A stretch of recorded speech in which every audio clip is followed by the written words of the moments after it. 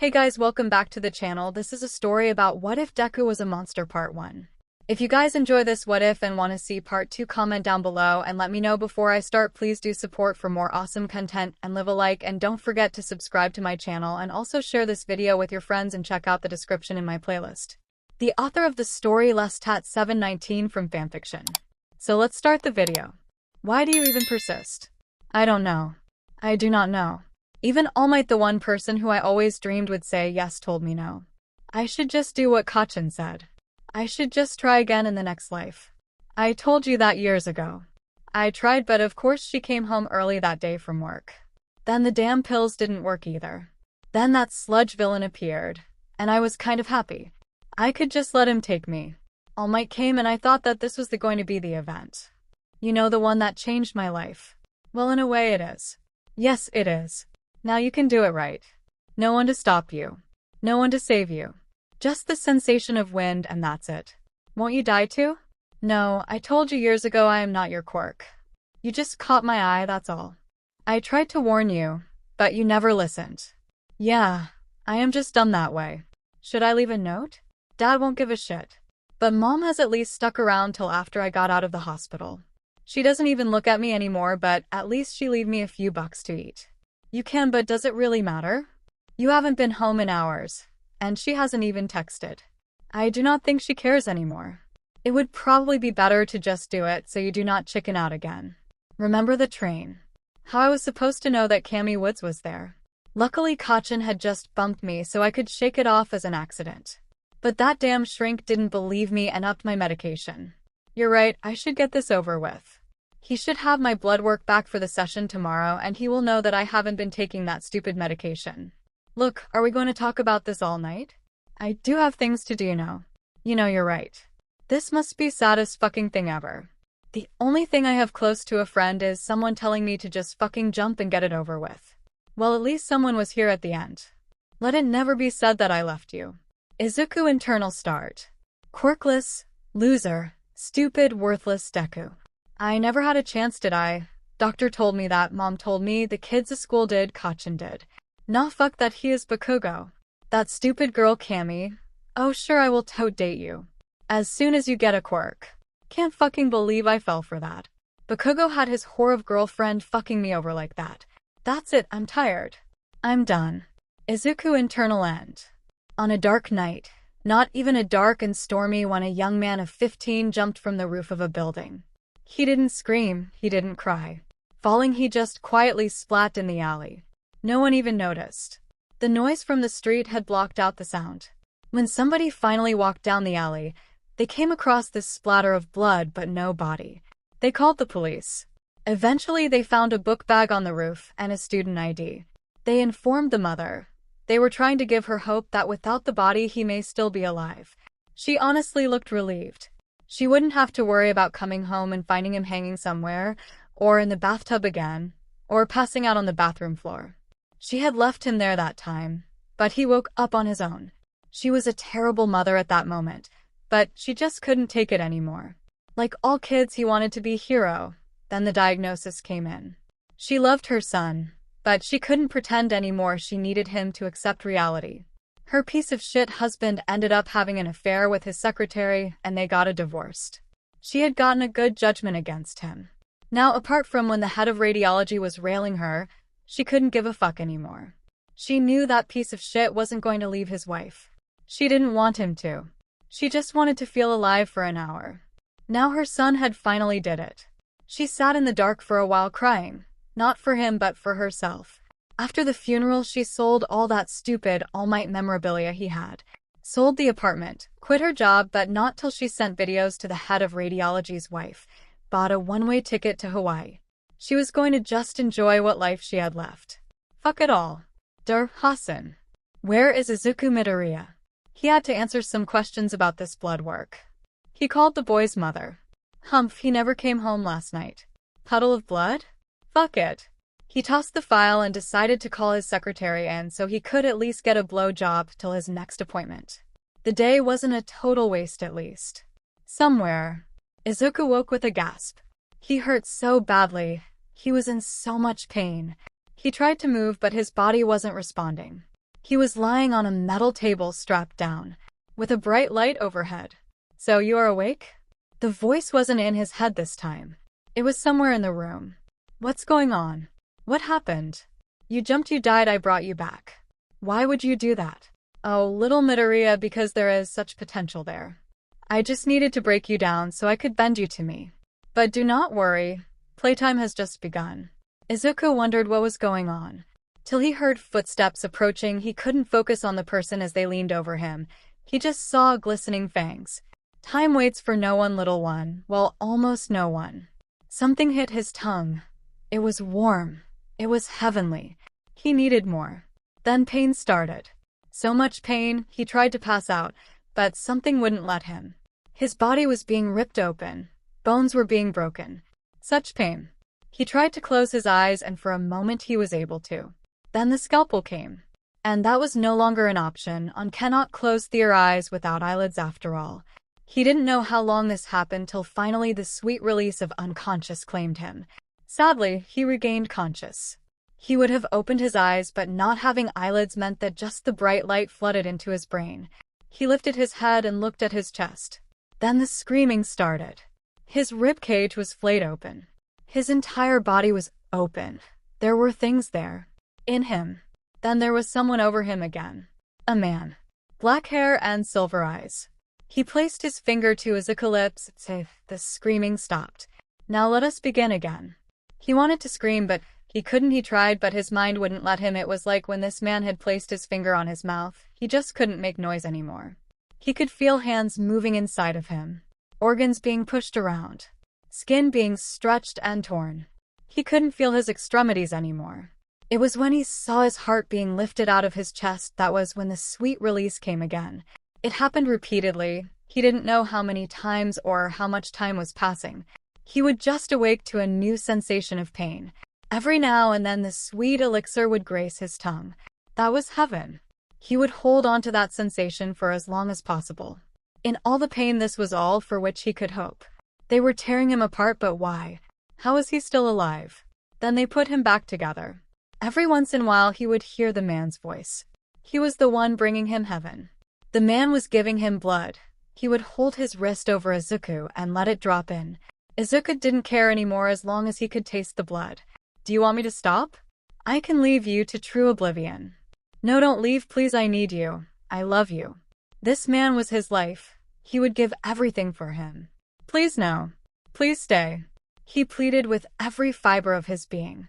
The man smiled. "It is okay, young one. I hear you. I will stay with you." The pain. Always the pain. An endless cycle. He didn't even know anymore. He awoke finally, no longer strapped to the table, but in a small room. There was a man there. He could see him, he could blink. He could feel his arms and legs. He looked down at himself. There was muscle, all kinds of lean muscle, no scars on his body except the ones on his wrist. No burn marks, nothing. Then the smell hit him, blood. The man was bleeding. He saw the blood and could smell it. He felt his canines extended. Something primitive took over. All he could see was red. It was almost an out-of-body experience. He leapt upon the man and tore into him. The man tried to struggle, but it was to no avail. Izuku was bigger than him. How was that even possible? Izuku was stronger than him. He broke the man's arm without even trying. He bit into the man's neck and devoured the sweet nectar within. He felt better. He could feel it flooding his body. For a moment the hunger subsided, but then it was back. He heard the door unlock. The man on the floor was dead. He was covered in tattoos. "Come to me, young one. These men seek to keep you from me. Do you want that to happen?" He needed to be near him, near his master. He loved him. These bastards were trying to keep him away. He advanced to the next room. There was another man with a knife. He leapt at Izuku and stabbed him. It was painful, but nothing like before. But the man was within his grasp this way. He reached out, caught the man in crushing embrace.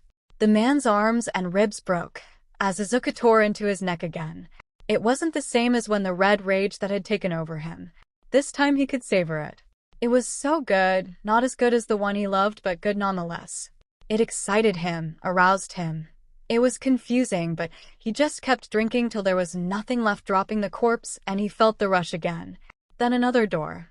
This continues for several more rooms, more people, more victims. But most importantly, more blood. Eventually he burst into the next room, and he saw him. His beloved. He is sitting on some sort of throne, it seemed. He was handsome, had pale skin, dark black hair, silver eyes, and an impeccable gray suit with a purple tie. Standing next to him was a blonde woman with the same silver eyes. She was wearing a red dress with ruby red lips. "Come to me, young one. Come and receive your reward." The man extended his wrist, and Izuku knew what was expected of him. He moved forward, and suddenly he was there in an instant. Kneeling at the side, he lowered his mouth to the wrist, looking for approval. The man nodded. Izuku's fangs extended, and he drank. Before it had just been a drop, or to now the fount burst for. It was too much. He could feel himself orgasming, but he didn't care. He could hear the woman laughing and clapping as if excited. He doesn't know how long he was there, till he heard, "Enough, young one." He stopped and simply sat there kneeling, the smell of his blood and seed. The woman came and knelt before him, taking her finger. She swept up some of his seed and placed her finger in his mouth.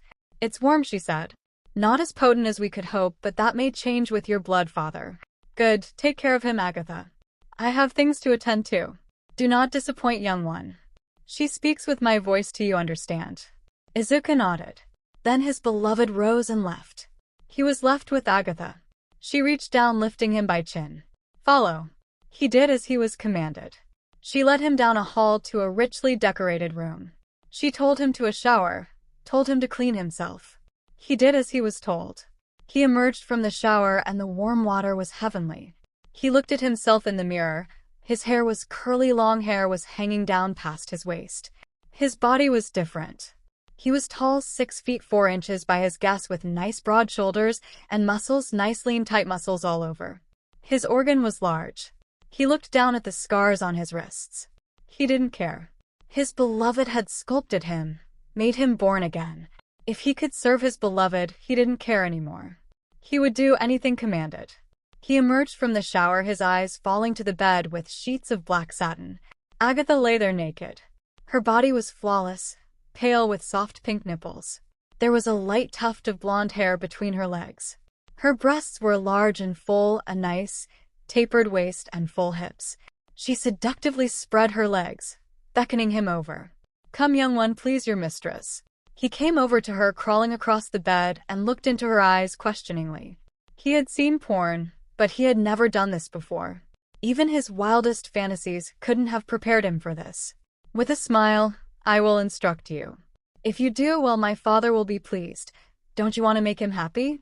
"Yes, mistress." She began to give him instruction. He followed without question. He positioned himself between her legs. He inhaled her scent. It was sweet. He extended his tongue, indulging in her nectar. It was divine. He lightly stimulated her clit before she instructed him further. Long licks along her womanhood. Her moans began to fill the room. He was intoxicated. He dived into deeper experimenting, exploring. She would give slight instruction, left, up, deeper. He listened to her instructions, to her body. Something was driving him. He knew if he made her happy, his beloved would be happy. Maybe he would get a reward from the master as well. It wasn't long before she was moaning louder, her hands wrapped in his hair, bucking her hips into his face. The cries of "Yes, pet" filled the room. She exploded onto his face. He desperately attempted to capture the juices spilling forth. This was his mistress. Her father was the master. He had to make master happy. She pulled him up, guiding his hard cock to her womanhood. "Now, pet, you are going to fuck me. You will not come until I say. If you do, then I will be displeased, as will your master." "Yes, mistress." He could feel her opening for him as he entered. As he slid his full length, she gasped. He was so big that he was stretching her out, and she loved it. She had helped build this part and had been waiting. "Now fuck me, pet," he began, slowly searching for a rhythm. The drive to please spurred him forward. This was amazing, almost on par with blood, but quite different from master. She raised her hips to meet his, setting his rhythm. Once he had it, he didn't lose it. She was crying out in pleasure as orgasms began to wash over her. "Harder, pet, fuck me," like the master is watching. Something let loose in him. He could feel unnatural strength surge through his body. Soon the room was filled with bodies crashing into each other, and cries of, "Yes, pet," and "Mistress." He would beg to come. She would tell him no. And he could feel it suppress. It was the sweetest torture. Soon she was on her knees as he took her from behind, pulling back on her hair. She was screaming in sweet ecstasy. Till finally she said those magic words. "Come, pet, fill me with your seed." The permission released him from his torment as he felt himself begin to spasm. He collapsed onto the bed. He barely heard the command. "Floor, pet. You sleep on the floor." He crawled to the floor and fell asleep. He dreamed of pleasing the mistress while Master would tell him how proud he was. Somewhere in Izuku's mind he knew this was not right, but he couldn't go against the Master. The next day he was kicked awake. His mistress had him bath and clothe her. He was allowed to bathe as well. He was led into what was best described as a dojo of some sort. "Now, pet, it is time to teach you about the blood." What followed a painful but enlightening lesson. He could use the blood to increase his overall physical prowess, he could use it to force heal wounds, and he could even use them to power abilities. He could tap into the blood to increase the 5 senses. He could see auras. He could move at a supernatural speed, and his strength could obtain even higher levels than just augmentation alone. She severed his arm, and he was even able to call upon the blood to pull it back to himself to heal. She beat him down and forced him to heal. There was no hunger in the morning, but every time he called upon the blood, he could feel the thirst. Soon she brought someone in, and he was told to feed. The hunger was almost too much. As he approached, something in his mind triggered. He could see this person's sins play out. He was an abusive man who had forced himself on his daughter. And anger rose in him as he pounced on the man and drained him dry. In the dark corner of his mind there was a spark. It was small, but it was there. That night was a replay of the night before. He needed food not as much as before, but he also needed blood. The days began to blur. He would wake and be trained by his mistress in combat, then academics, and even something called blood magic. Every night he would service her. He would enjoy the release when it was finally granted, but it was not for his pleasure, it was hers.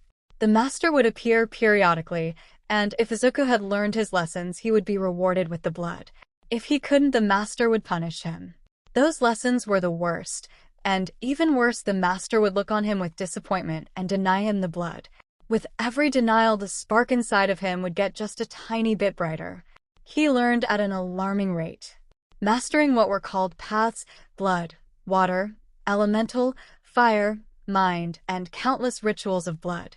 Each was rewarded. His blood powers began to increase his speed and strength as well. His power of perception, which he learned was called aspects. He learned to control those of weaker will, dominate. He even learned to hide himself first with shadow, then even alter his appearance or disappear completely, obfuscate. How to command a room and those around him, presence. He was able to track the time this process had taken him. It had been years since that night on the roof. Each increase light the spark more, it was now a fire. He still loved his master, but he could feel himself trying to pull away, but the blood would call him back. He was to be his master's personal weapon. He was so powerful because of the master's blood. The master had not embraced someone for close 1,000 years. They had pulled him back from death. They had broken his body down and remade him. He was made this way so he could walk in the day. He was a day walker. Agatha wasn't of the blood, but he couldn't overcome her no matter how hard he tried. She started to take him out and teach him how to hunt, how to find cattle. This would stoke that hidden flame. He learned how to take the little drink, she called it, how to stalk or seduce a victim to an out-of-the-way place. He couldn't always kill, that would draw too much attention. While they were powerful, they could still be killed. They were hunters out there. That would come for them if they brought too much attention to the master. While Agatha and him could walk in the day, his master could not. While Izuku was powerful, he was still mortal. He would live an exceptionally long time, but not forever. Fire would destroy him, as would losing his head. He would survive most damage otherwise and could heal through blood. If he were drained of blood, he would enter a deep sleep to which he would be unable to defend himself, but if given time he would awaken again. They start to give him errands. He would complete them the best he could, wandering the streets of Tokyo. Mostly he was sent to fetch things from odd places. But it was when he was sent to kill a woman that things took a shift. He found her easy enough, but it was when he went to read her sins that something changed. She wasn't perfect, but she did not warrant death. She had simply been in the wrong place and heard something she shouldn't. It wasn't even her fault. Her quirk had caused these earphone jacks to form on her earlobe. Because of that, she had superior hearing. He knew the master wanted her dead. It was then the hidden fire roared to life. He cornered her as she was exiting a music club one night. Then his mind went blank. When he came back to himself, he felt like he had done what was required. He went home and claimed his reward. 𝗵𝗃𝗪. She was in Tokyo with her husband. They were scouting a small-time band that was making their rise. After enjoying the show, she had stepped out back to call her daughter back home when this man walked right up to her. 𝗵𝗃 was a loyal married woman, but this man was gorgeous. Tall, broad. She could see his rippling muscles underneath his tight black shirt. Long curly green hair hung down his back. Piercing bright green eyes met hers, and she felt like air was sucked out of her lungs. She was mesmerized. Her phone just hung limply in her hand. A single thought entered her mind as this Adonis leaned in and whispered in her ear. She shuddered, feeling his breath. Leave Tokyo tonight. Find a pro hero and tell them the Lord of Blood walks the streets. Then everything went black. There was no one there. Her husband emerged to check on his wife to find her standing there. She wanted to go home. They had to go home now. He was confused, but hearing the desperation in her voice, he didn't argue. They left within the hour. 𝗧𝗏𝗧𝗏. 𝗧𝗏𝗧𝗏 was many things. Pro hero, check. Teacher, check. Borderline narcoleptic, check. Hunter, double check. He was not really a narcoleptic, he just needed to sleep a lot because of his hectic schedule of teacher and pro hero. He also slept a lot because that was when he could see her. 𝗵𝗃𝗪 𝗧𝗵𝗲. His 𝗵𝗃𝗪, the love of his life. He should be with her now and their son. But he couldn't be. He was alive and they were dead. He would try to dream every chance he got in hopes of seeing her again, of being in the doctor's office and hearing his son's heartbeat. Those were the times he smiled. Those times were gone. Often it was always the night 10 years ago when the Lord of Blood had invaded his life. He and his teacher had tracked down a coven of those damn Nightwalkers. What they hadn't expected to come across was the Lord's son. The battle was intense. If it weren't for 𝗵𝗃𝗪, they would have all been killed. Sadly, he had lost his teacher that night, but 𝗵𝗃𝗪 had come into the fold. His power over fire was indispensable in their battle. Over the next few years, they had decimated the Lord's network and driven him into hiding. He had felt victory on the tip of his tongue, only for it to turn to ash in his mouth. The Lord had found him and made sure that Aizawa would never forget the encounter. He had tried to find him since, looking everywhere. He had fled to Europe for a while, which is where Aizawa lost him. He was grading some papers when his phone went off. It was 𝗵𝗃𝗪. The Lord of Blood is in Tokyo. Finally, it was time. He was going to settle his 𝗵𝗃𝗪, and he landed in Tokyo in the early hours of Tuesday morning. Gang Orca, Vlad King, and Warlock joined them. It was Warlock that stepped up. This is bigger than we thought. Which caused Aizawa to raise an eyebrow. He has a new errand boy, and he appears to be a daywalker. Warlock slid a photo over a tall green-haired boy. He has been moving around town for the last 6 months. It wasn't until we got the tip that we were able to dig in some more. It seems like he is gathering components of the Blood Moon ritual. Aizawa's eyebrows shot up. How sure are we? Rumor was unconscious for 3 days. Fuck. Alright guys, if we don't find the Lord of Blood, then we are going to have a Night of the Living Dead situation. We need to find this guy and find him fast. Gang Orca reached to his ear. We have eyes on him, and Agatha is with him. Perfect. Fucking perfect. Third Eye summons. Agatha was talking to the shop owner as Izuku stood outside. He was feeling confused. The night prior he had grabbed Agatha by the throat while he was pleasuring her. He felt his fingers flex for a moment like he was about to rip her throat out. And today when she had told him that he would be rewarded, he felt like he didn't want it. He loved Master still, but something was burning in his gut. This conflict had distracted Izuku. He barely saw the person on the opposite building rooftop. Mistress, someone is watching us. Agatha closed her eyes for a moment. Shit, we have to leave now. Izuku, kill the shop owner, we need to go. She ripped the box from the owner and went outside to the waiting car. Izuku crossed the store quickly, and then it happened again just like the girl in the alley. He found himself stepping into the car. Is it done? Of course, mistress. We need to be prepared for the hunters to come. You are to protect the master with your life. Of course, mistress. Life is not worth living without the master. 𝗧𝗪𝗎𝗧. They burst into Third Eye Summons expecting a bloodbath. Instead, they found the shop owner standing in the back room, unmoving, eyes open. Be on guard, everyone. The owner turned to them with a jerky motion. Are you hunters? Yes. The shop owner simply rattled off an address and the collapsed. 𝗧𝗪 was stunned. Obviously, the owner had been dominated. Someone inside the Lord's organization is a rat. How is that even possible? There was not a chance in hell that it was Agatha, maybe this mystery green hair, the Daywalker maybe, but how was that possible? This could be a trap. He should have held back, but he couldn't. His bloodlust was too high. If the Lord slipped past them, he may never have another chance. We are going to hit it and hit hard. Orca, call the police and get the area cleared. Vlad, you come with me. Endeavor, burn that motherfucker to the ground. Izuku. They returned home quickly. Agatha had made a few calls on the way. When they returned to the base, they greeted a group of villains. Agatha barked out some orders as they made their way deeper into the base. Who were those people? Cannon fodder. Now gear up, they will be here soon. The master? I will tend to him. Now do as you are told. Yes, mistress. Izuku grabbed a few weapons from the rack and took up a stance in front of the stairs leading to the master's chambers. 𝗧𝗪𝗎𝗧. The scouts are reporting that a bunch of thugs showed up out of nowhere. Orca reported. This has to be the place. We need to see if there is any sort of underground chamber. That is where the Lord will be. The sun is still out. Check for tunnels. We need to get them blown as soon as possible to prevent avenues of escape. I'm on it. Warlock responded. I got you now, you son of a bitch.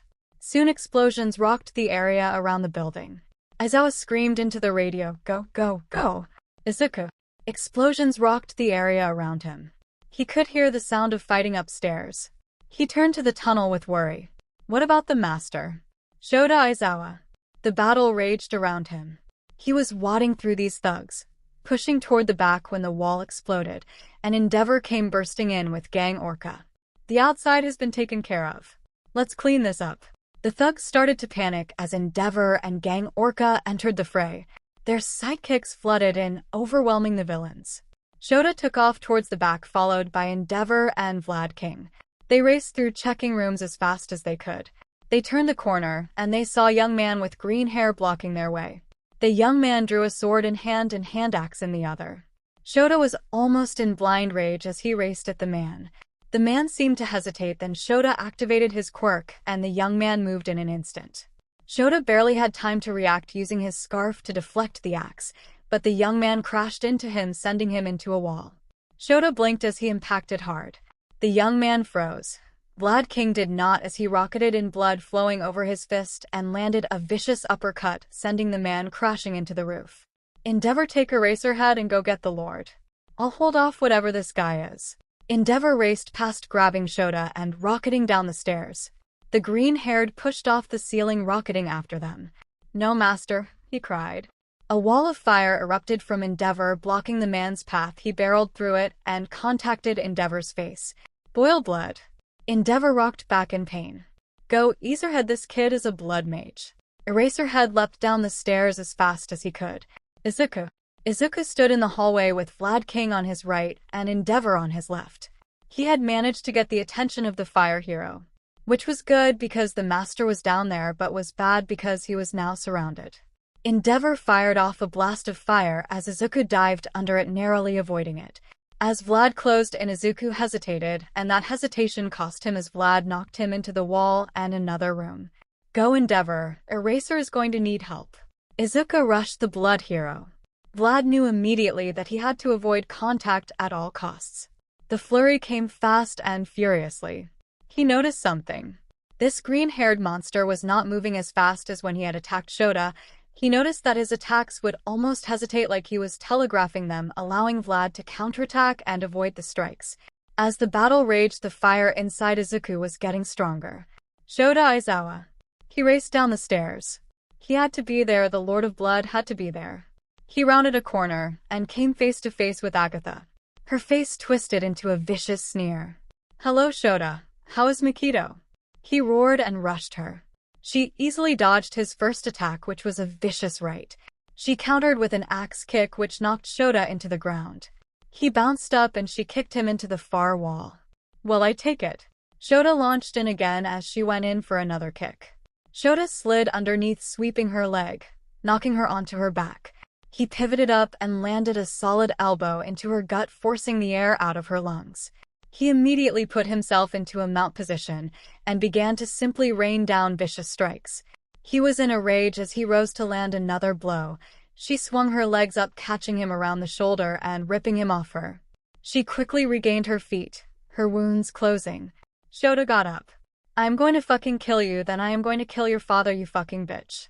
You seem upset, 𝗧𝗧. Did you and 𝗵𝗃𝗲 have a fight? Was it something over your son? You know boys will be boys.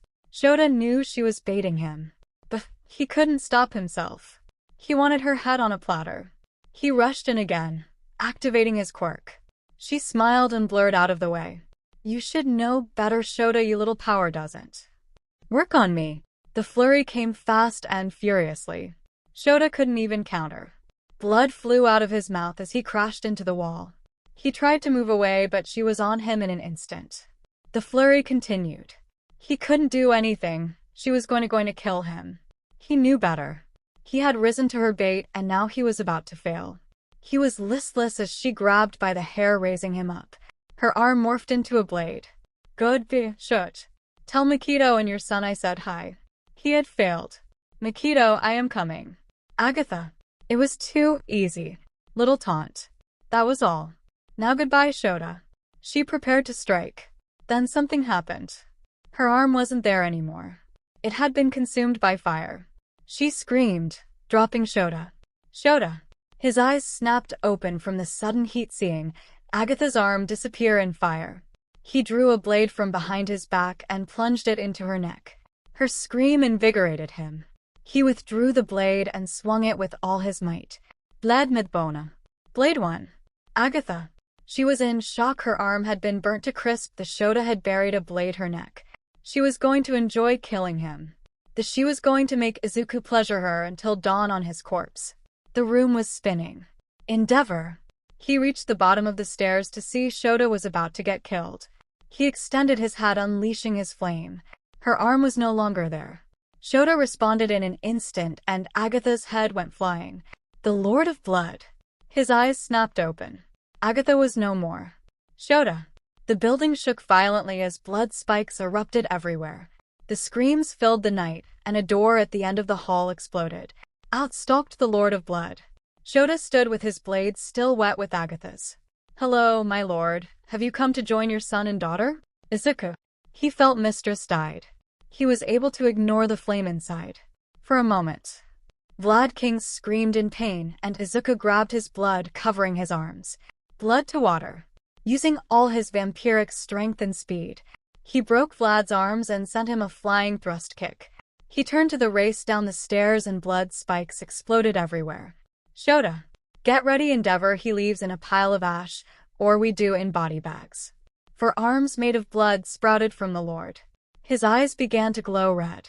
I agree. 𝗧𝗧 rushed as Endeavor dashed to the side, letting loose a torrent of fire. A blood shield rose, deflecting the fire, and Lord rushed to engage. 𝗧𝗧 fired off his quirk as the shield collapsed, and the arms fluttered but held up. He threw his scarf. One of the hands caught it and yanked him forward right into the Lord's fist. Bone crunched. 𝗧𝗧 was launched a short distance back, but he yanked on the scarf, rocketing him in the Lord as hit him with a drop kick, sending him stumbling. The Lord raised his arms to strike. 𝗧𝗧 used his quirk. The arms disappeared. Endeavor used this moment to strike, send a blast of fire to blind the Lord. He rocketed in. Coating his fist in fire, he blasted the Lord in the ribs. 𝗧𝗧 followed with a kick to the other side. The blood arms were formed and grabbed his attackers, flinging them backwards. Izuku. He raced down the stairs. As he entered the hall, he immediately saw Agatha's headless corpse. Many emotions raced through him. Sadness, anger, satisfaction. He looked down the hall and saw his master flinging the heroes away. He rushed in a full speed, catching Endeavor right in the ribs. Master, run. 𝗵𝗲𝗏 recovered quickly as he blasted at the boy with fire before rocketing into him, sending him flying. He rolled and dug his hands into the ground, slowing his momentum. He launched forward, pressing his attack against 𝗵𝗏𝗏. He managed to land a few blows, channeling blood to water as he did. 𝗵𝗏𝗏 recoiled in pain before engulfing the boy in fire. 𝗧𝗏. He activated his quirk, ducking under a swing by the Lord, but failed to dodge the other arm as it cracked into the side of his head. The Lord advanced quickly as his blood arms came flowing back in. The assault was furious. 𝗧𝗏 was doing his best, but he kept getting battered about the head, making it hard for him to activate his quirk. He needed to break through. He needed something. Then he saw the green-haired boy get engulfed in fire. The Lord of Blood. This was getting annoying. He needed to dispatch this rabble and get Izuku out of here. Nothing else mattered. The boy needed to live. He felt a rush of heat to his right, and saw Izuku engulfed in flame. He screamed. He sent a blood lance at 𝗵𝗏𝗏, impaling him in the side. The pillar of fire fell. He could see Izuku was incredibly hurt, but he could tell he was still alive. 𝗧𝗏. The assault had stopped. The Lord's attention was diverted. 𝗧𝗏 launched in, wrapping his scarf around the Lord's neck. 𝗵𝗏𝗏 light him up. Eraserhead, what about you? Just do it. 𝗵𝗏𝗏 reached deep. His flames took on a dark red hue. Burn, you son of a bitch, 𝗧𝗏 hissed. The Lord of Blood. Nothing else mattered now. He had to get Izuku away. He felt the flames coming. He sent his blood to Izuku. The blood enveloped the boy, and the runes began to spring to life. 𝗵𝗏𝗏 rushed to him with the red flames. 𝗧𝗏 was holding him in place. It took him a moment when he noticed that the Lord was not fighting.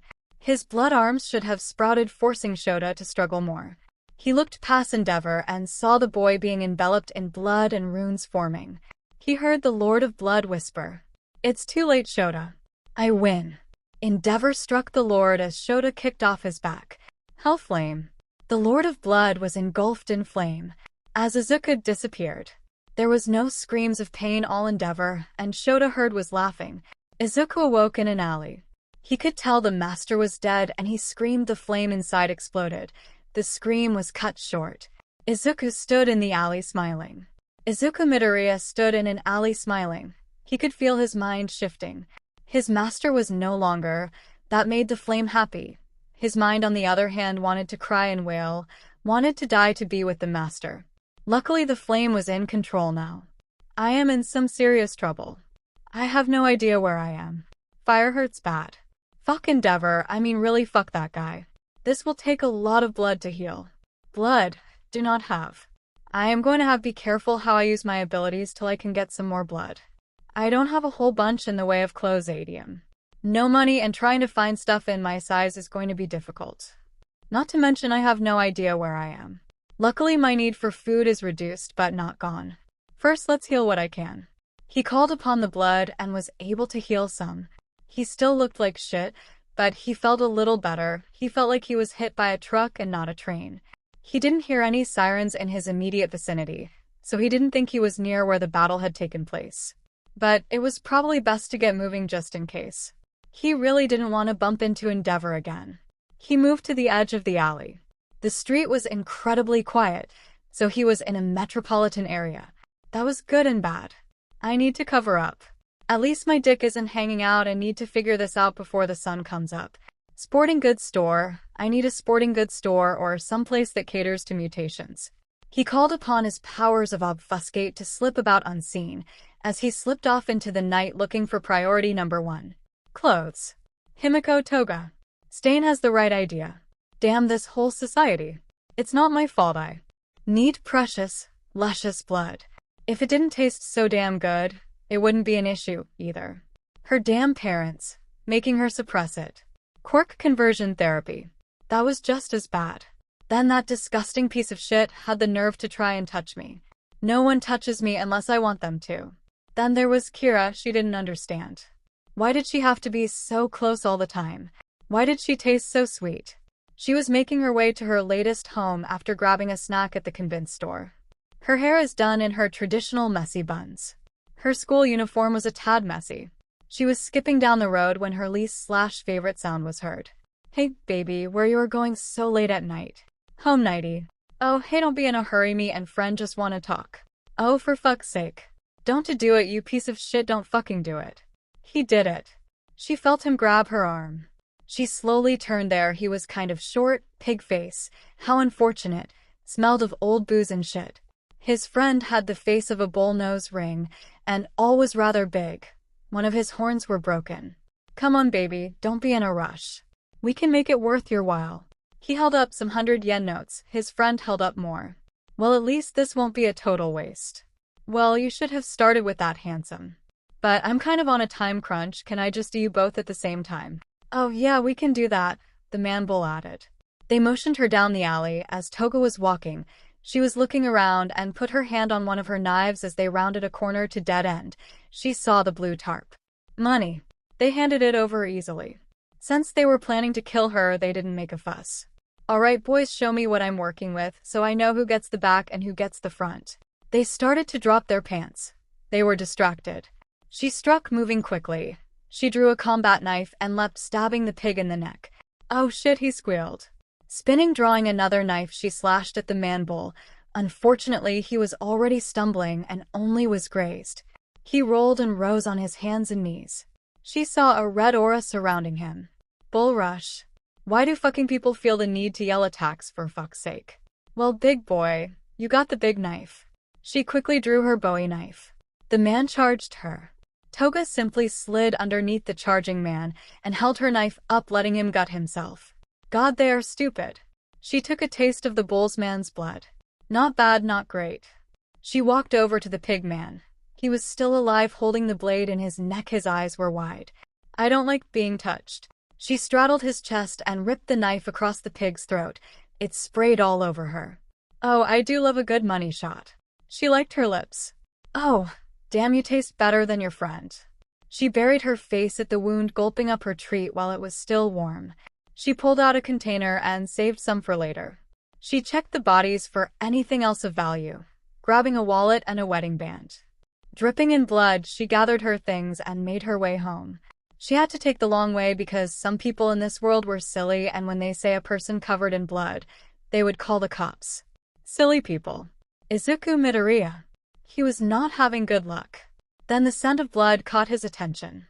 He followed into an alley and found two men dead. One had his throat cut, the other was gutted. He went to big guy first. He had already voided his bowels, but for some reason his pants were around his ankles. Beggars can be choosers. He took the man's pants. Unfortunately, neither man had shoes and their shirts were of no use. But at least he had pants. Someone had already rifled their wallets, so there would be no money. They had been dead for too long. They had bled out, so there wasn't really anything else of use. He waited till he was away from the alley to drop the obfuscate in case there were cameras in the area. He could walk around with no shirt, okay?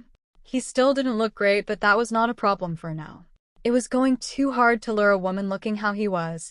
The best bet was to see if he could pick a fight. But he was feeling tired from the day in battle.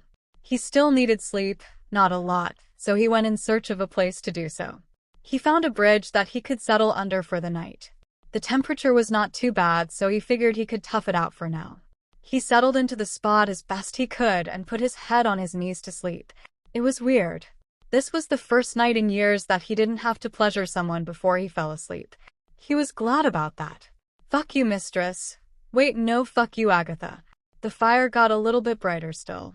Shota Aizawa. Where did the green hair go? Oh shit, where Vlad is. Endeavor raced back up the stairs. Shota just looked at the pile of ash that was the Lord. He started to weep silently for a moment. It's over, 𝗵𝗃𝗲. I got him.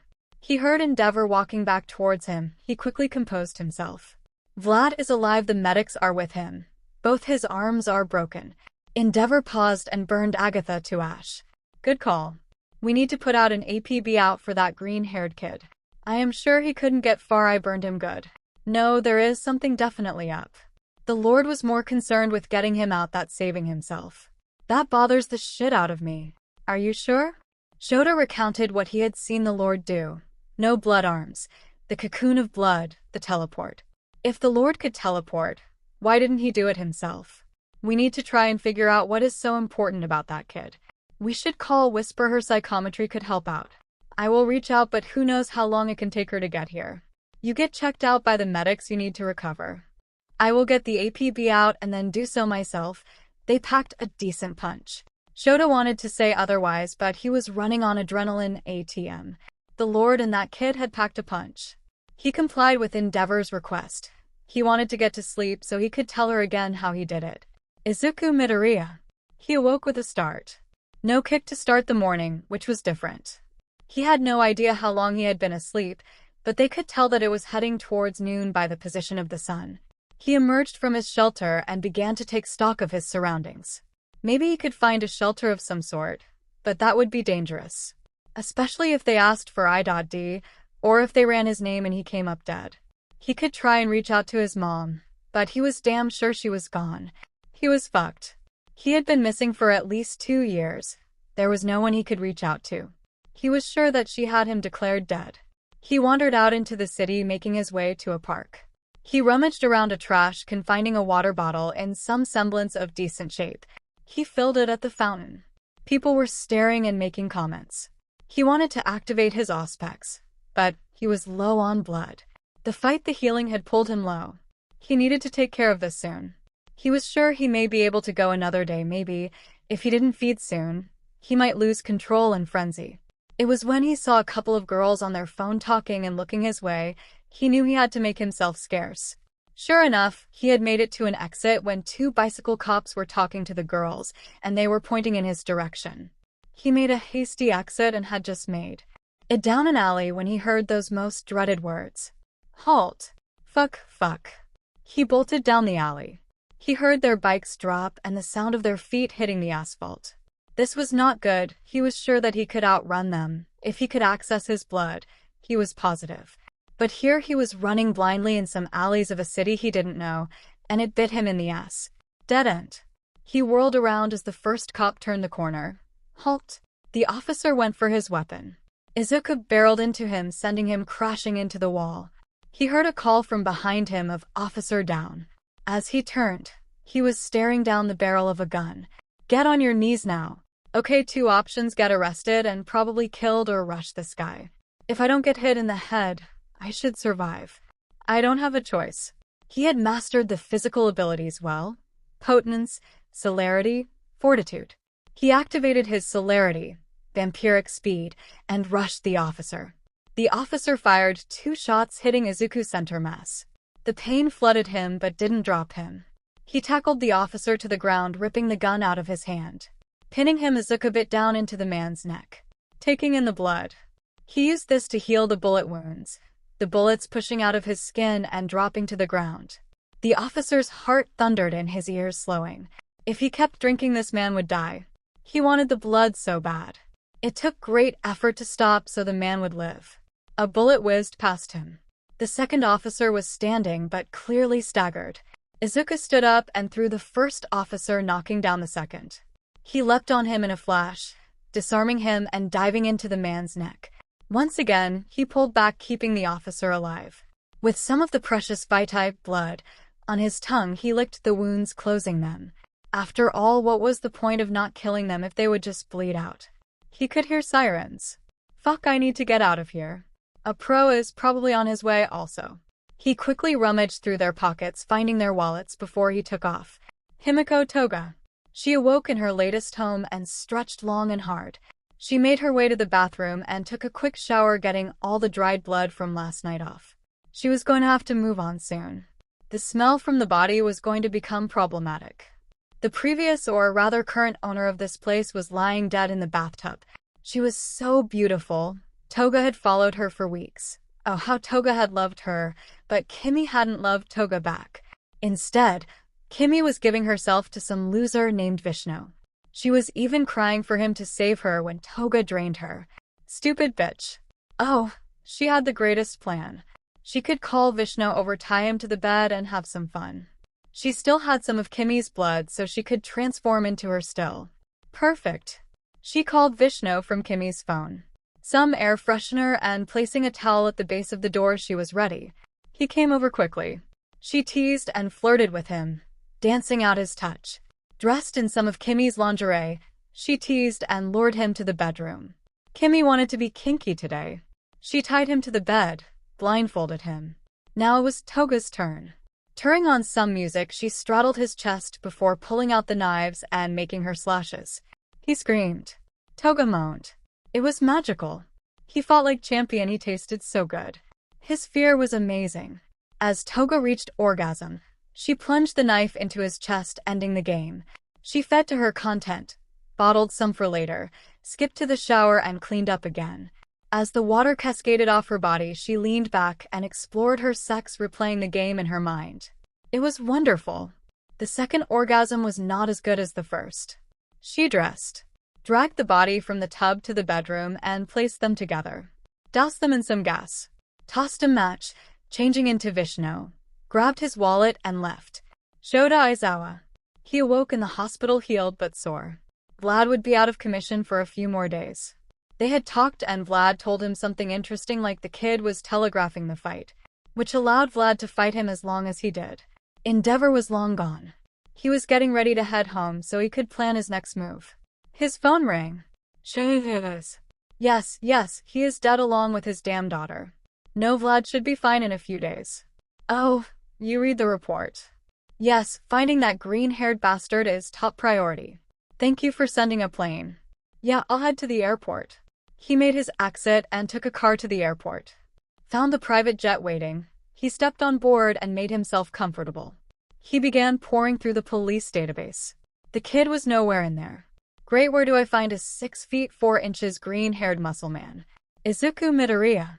He ransacked the wallets and tossed them in a dumpster. Now he had money, but he needed clothes. He didn't want to do it, but he activated his 𝗵𝗃𝗧𝗟𝗘 to disguise himself as jogger and moved down the street, quickly scanning the shops till he found a shop specializing in mutants. He quickly entered, scanning the shop, a girl and her mom, pink skin horns. Nice figures. Man. Tall lizard quirk, perfect. Izuku made his way over to the section the man was in.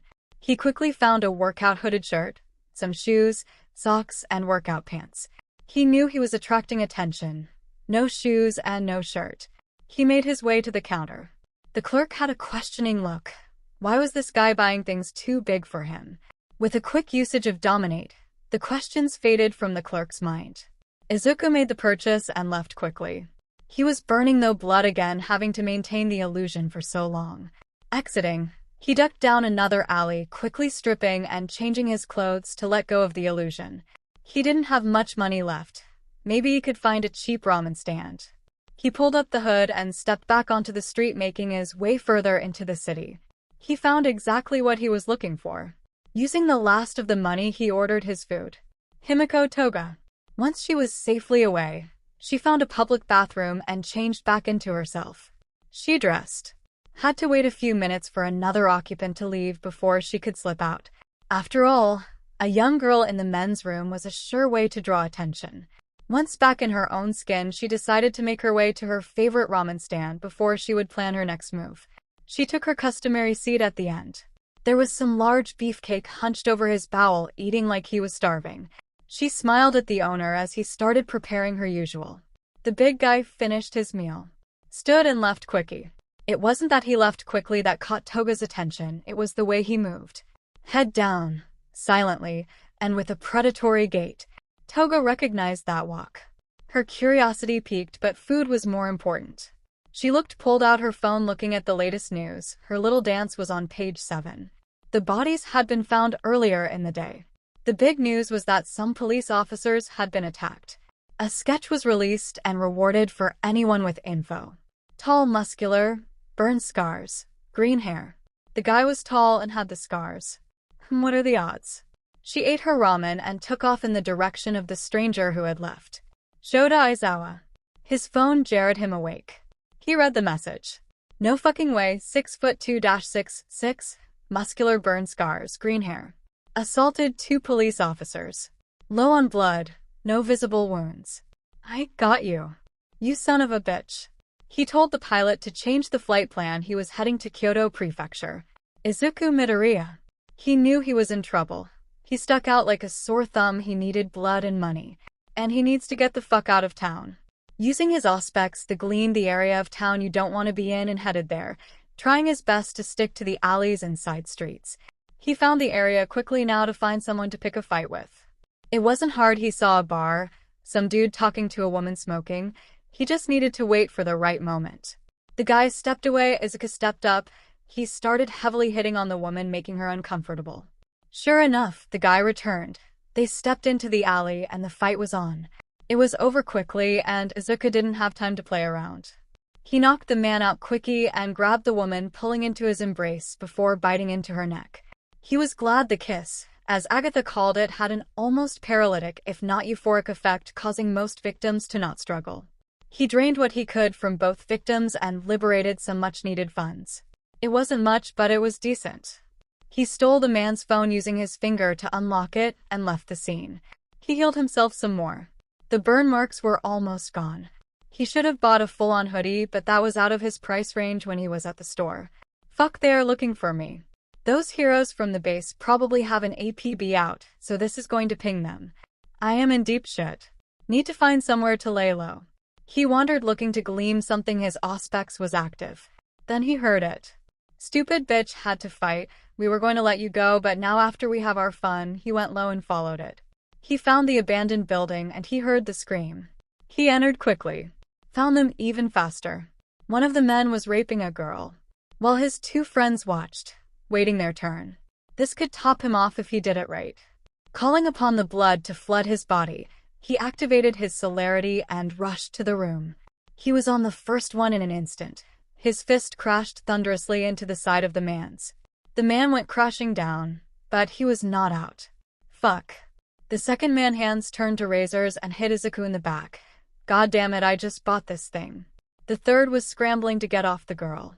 Izuku punt-kicked the second man away to create some distance, quickly grabbing a chair and slamming it into the third. The first thug had regained his footing and launched a green liquid from his mouth. Izuku barely managed to sidestep it. The girl grabbed a knife that had been dropped in the fight and, screaming, plunged it into her rapist's back. Izuku saw Razor hand rush towards the girl. He grabbed him, sending a crushing blow into the back of the man's skull. Spitman fired another shot. Izuku used Razor as a shield. Apparently, the man was spitting acid. The rapist was down, pants around his ankles, trying desperately to get up. The girl was not having it. She kept plunging the knife into his back, blood spraying over her body. He tossed Razor to the side and rushed Acid Spit. He slammed Acid's jaw shut with a vicious uppercut. He followed up with a haymaker, jerking Acid's head to side, knocking him out. Razor made it to his feet, but not so long. Izuku took him down and rained down punches till he stopped moving. The girl stood up and held the knife out, defensively looking at him. The third was dead. Izuku held up his hands. Look, I'm not going to hurt you. Go ahead and go, I came here for them. The girl eyed him warily, grabbing her ripped clothing and covering herself, her eyes never leaving his. I don't have time for this. Leave and get yourself some help. Forget I was here. His usage of dominate took control and she left quickly. As soon as she was gone, he pounced on the rapist, tearing into his neck, getting all he could before the blood ran cold. He then did the same to the other two, taking everything and plunging them into death. He healed fully, found a shirt, and slipped it on, discarding his hoodie. It was tight, but it would work. Luckily, Razor had a hooded jacket the Izuku could make work. They had a decent amount of cash. Defiantly thugs that were part of the local crime scene. He left, quickly disappearing into the alleys. Himiko Toga. She made her way to the local dark spots. A big guy beat up people outside her contacts bar. Ambulance. She got some info and moved on, wandering around. She wasn't wandering long when she heard the calls for help. She found the poor girl. Toga knew her. Her name was Krista. She was quirkless. She was a decent girl, hence she was still alive. Toga ran to her, covered her up, and called emergency services for her. She comforted the girl enough to get out what had happened. Some of Flame Fist's guys grabbed her and didn't take no for an answer. Krista wasn't sure how she got out of there. There was a struggle, she killed one, and in the confusion she got away. Toga knew something was up. There was no way Krista could have gotten away and killed from 3 assailants. As the sirens got closer, Toga hugged Krista. Just leave my sweater on the clothesline. I'll pick it up later. Krista just nodded her head. She knew Toga was into some shit, but she had always been nice to Krista, so she could really care less. Toga took off and caught a glimpse of Big Green leaving a building. She sprinted up the stairs, quickly finding the bodies. Drained of blood? Very fucking interesting. He wasn't carrying anything. Does he have a quirk like me? She raced back downstairs and found him again. She followed from a distance, keeping a close eye on him. She pulled out her phone when he entered the store. Hey Flame Fists, yeah, it's Toga, so heard 3 of you guys have retired. Yeah, I know who did it. Well, in fact, I do, buddy, old pal. It will cost you double. Yeah, I'm watching him right now. You know Miss Han's place. Yup, he is in there right now. See you soon. Izuku exited the store and made his way down the street, finding a small sandwich shop. He stepped in and ordered some food. He was taking a bite when he stepped out, and there were 3 cars, 2 sedans, and an SUV parked in front of him. Standing next to cars were several men and a few women. They all had guns. Izuku weighed his options. With celerity, he may be able to escape. If he went up and scaled the front of the building, he may have a chance. But where were their quirks? A couple he could see. One of the big guys had the head of a mongoose. Another had some shoulder spikes. But it was clearly enough for him to know what he was up against. They were obviously the muscle. Whoever was in charge wanted to talk to him. Maybe he could barter a way out of the city. More than likely not, but it was better than dying in the street. Look, I will not resist. I will go wherever you want. But please let me eat my sandwich. This got a chuckle. A large man with red skin chuckled. Cuff his hands in front of him so he can eat his sandwich. Izuku took a seat in the SUV as the men piled into the vehicles. He noticed a blonde girl skipping from out an alley and get in the lead vehicle's passenger side. That is the girl from the ramen stand. Fuck balls. So, I highly doubt that these guys are taking me to the police officers. It probably has to do with those 3 guys I killed. I didn't sense that girl around, so she probably rated me out to whoever those guys worked for. This cannot be good. I could try escape, but that is no guarantee. Then I would have to fight my out, then hope heroes don't show up then. Fuck. They are not even covering my head, so odds are they are taking me somewhere to kill me. Fuck. Izuku finished his sandwich. He sat in silence. Red turned to him and chuckled. Not going to ask any questions? Or beg? I highly doubt that begging would get me anywhere. I have nothing to offer you as a bribe. So why bother wasting time? Red laughed some more. They pulled up some strip club. He noticed the other vehicles emptied first before he was let out. It was not the first time these guys had done this. He saw the blonde girl standing there rocking on her heels with her hands behind her back like she was on a stroll. He wore lead inside. As he entered, the smell of tobacco, cheap booze, cheap perfume, and other questionable smells assaulted him. It was brightly light, obviously not open to the public yet. He saw stairs leading up and some leading down. They took him underground. He was led down a flight of stairs and loaded into a cargo elevator with just Red and Mongoose. He saw the rest of the crew head around a corner. The elevator stopped on a dark floor. He looked at his captors. When he looked at Mongoose, everything went still. When he blinked, he was uncuffed, standing in a dark room. A grinding sound caught his attention, and a pair of steel doors slid open. On the other side was some sort of fighting pit. Fuck. He stepped out and he could see the crew that had brought him here and others sitting in the stands. Overall, he guessed there were about 50 of them. He saw some women walk in and take a seat. They were barely clothed and looked like they didn't give 2 shits about it. They all sat together and were looking around and laughing. On the other side of the arena, above another set of doors, was some guy in a good awful red suit in a garish cheap high-back chair that seemed to function as this man's throne. Standing next to him was the girl. She held out her hand. An overweight man came from around the curtain and handed her an envelope. She made a mocking bow to the king and took a seat. Welcome to my parlor. Izuku rolled his eyes. You have committed a crime against me, and now you will perform for me before you are crushed. Izuku just sighed and took off his took of the stolen jacket and shirt and folded it, placing it by the door. Well, get on with it. I don't have all day. Oh, are in a rush to die? I have been dead already. It was very liberating. You should try it sometime. Send in the clowns. The crowd erupted in cheers. The door opened and in walked 2 large men in garish clown costumes complete with grease paint. As they entered, the one on the right hands turned into metal balls with barbed hooks. The second started to giggle. As he did, he would see the man's skin start to slacken, turning into a yellow-green ooze. Izuku activated his blood, engaging his celerity. He blurred across the arena. There was a sickening squelch as his knee collided with 𝗏𝗏𝗧𝗏's face. Izuku put everything he could into the strike. His knee shattered at the impact. As he came to the ground, he activated his healing. 𝗬𝗓𝗏 screamed in a high-pitched wail as his tendril-like arms reached and wrapped around Izuku's chest. Izuku's skin began to hiss and sludge off. Izuku let out a yell and bit into his wrist and sprayed his blood across the remaining clown. He concentrated. "Dehydrate," he said. His blood reacted, and the man's water began to dry in his body. He released Izuku. He stumbled for a moment, walking over to the man, and just started beating him till 𝗬𝗓𝗏's head was a bloody pulp. Izuku turned and extended his hand towards the first clown. The gang that was shocked into silence recoiled slightly when blood just exploded from 𝗏𝗏𝗏's mouth, and the stream snaked into the air and flew into his mouth. Izuku licked the blood on his hands, his fangs bared, his mouth a crimson maw. Next, Himiko swooned and started laughing as she rubbed her thighs together.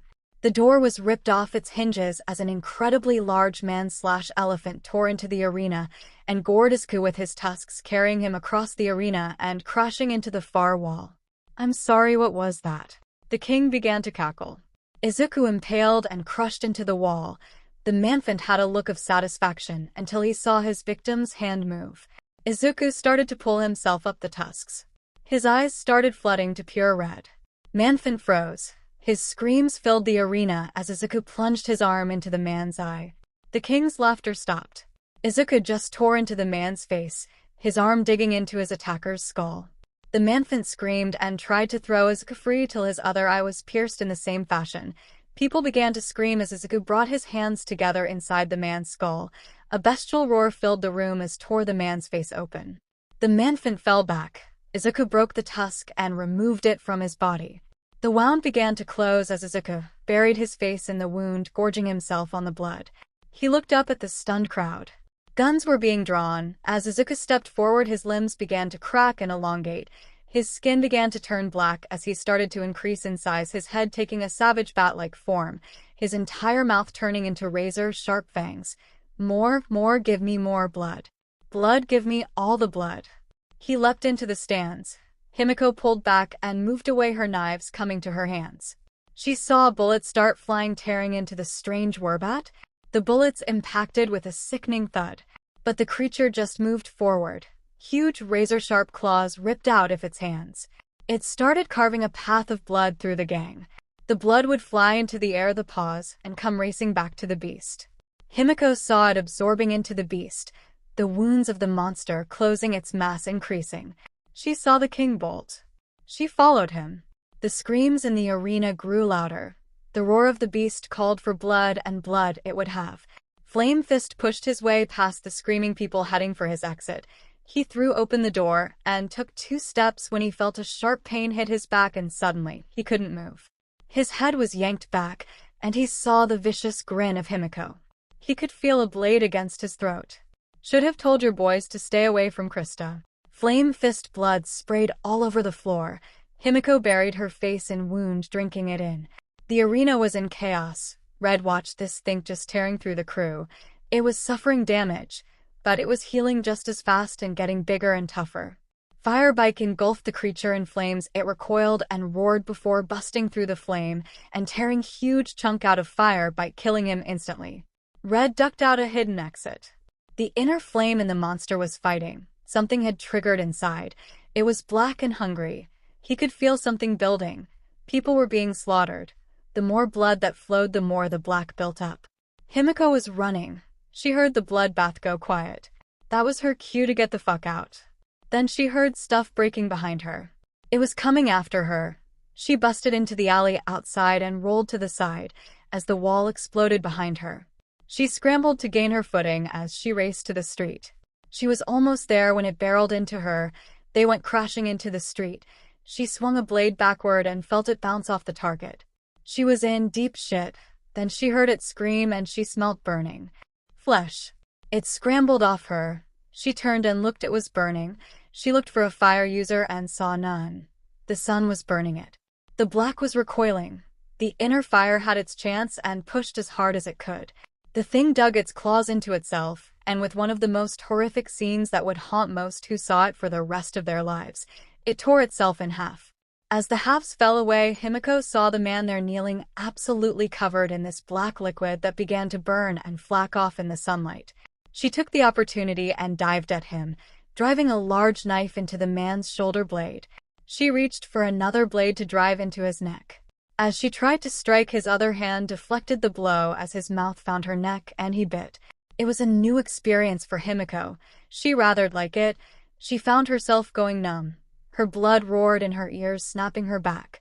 She grabbed the blade in his shoulder and ripped it down. She heard him scream and he released her. She tumbled back. Holding the bloody knife, she ran it over her tongue. Her eyes snapped open. The wound on her neck closed. She was energized. What the fuck was that? He tastes so good. More. She wanted more. She wanted to lock him up and drink from him forever. She saw the wound on his shoulder, close as he took a half-crouched stance. Sirens wailed in the distance. Halt! They both turned and saw a hero in a bright green costume with black branches drawn on it. You girl, discard the weapon and both of lie down with your hands on your head. Izuku snarled and spun, racing back into the alley. The hero reached into a pouch and flung out seeds. They glowed green and started to grow in giant vines, entangling around Izuku. He struggled as the thorns bit into his skin. Suddenly the blood flared as the water was ripped out. He spun free and ran. 𝗵𝗃 turned to bolt the opposite way but saw the alley blocked with vines also. She hurled the knife at the hero. He brought more vines to life to block the attack. She bolted down the alley after Izuku. They ran. Izuku activated his blood and, bouncing against the walls, started to make his way to the roof. Right as he hit the top, a large metal ping was heard. As Izuku pushed of the upper wall to land on the roof, he saw another hero in baseball uniform. Batter up! Izuku could do nothing as the bat swung in a downward arc, crashing into him, sending him crashing to the alley below. 𝗵𝗃 bolted left.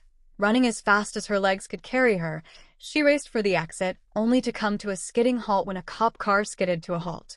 She turned back into the alley, racing back down another avenue. Izuku crashed into the ground. His vision momentarily blurred till saw the baseball hero jumping down towards him. Here is the 𝗧𝗵𝗲. He rolled out of the way as the hero crashed into alley, his bat below him like he was about to impale Izuku on it. Izuku rolled, grabbed a dumpster, and threw crashing into the hero, sending him tumbling.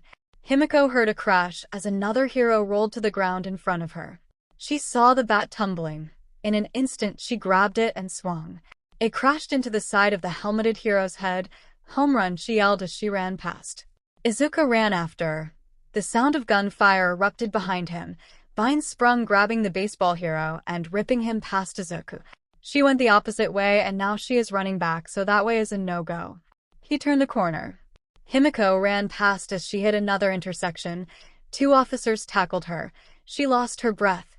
She threw her arms around her head as hands were grabbing at her, and she felt fists striking her. A bullet struck him in the shoulder. He did not stop.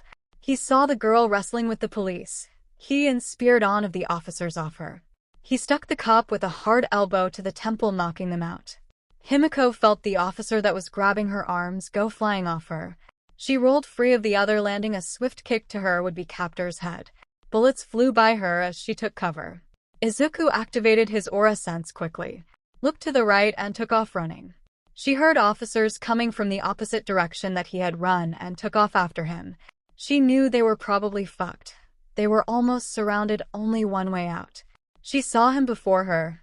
She looked past him and swore, 𝗵𝗃𝗃𝗃𝗃𝗃, I am running out of options here. He was the fading rays of the sun as he headed for the last exit. It was then he saw Endeavor. Fuck it, maximum effort.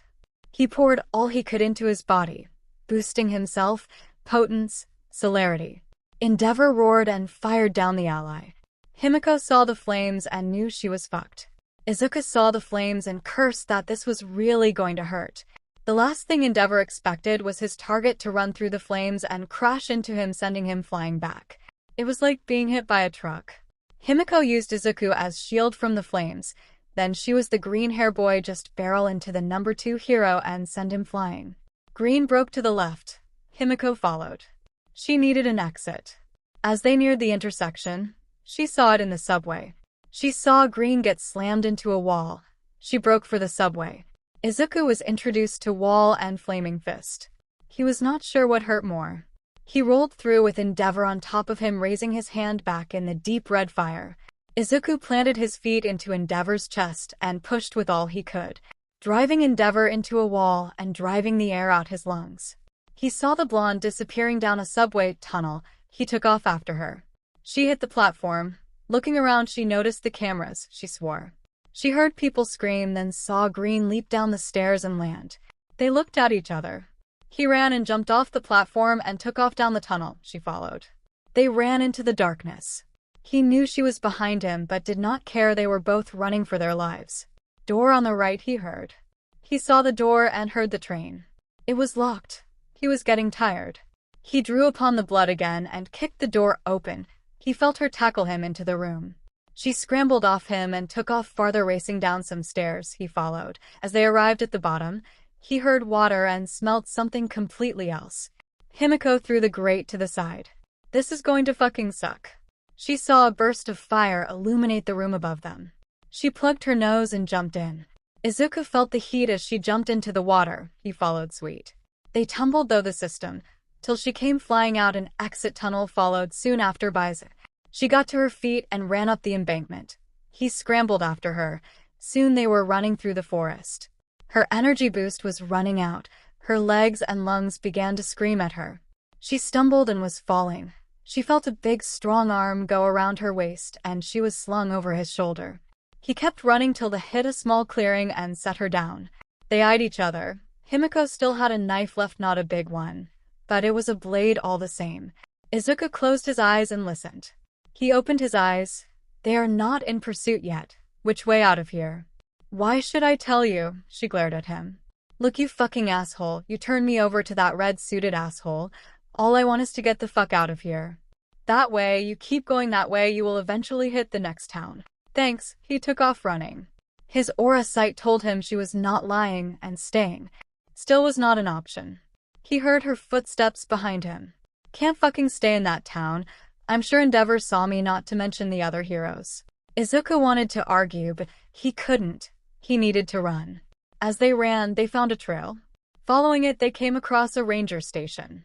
He was about to kick the door down when she stopped him. Pulling a bobby pin from her hair, she picked the lock. They entered and closed the door behind them, not daring to turn on the light. Toga, she said. 𝗵𝗏𝗏. They searched, finding some nutrition bars and water.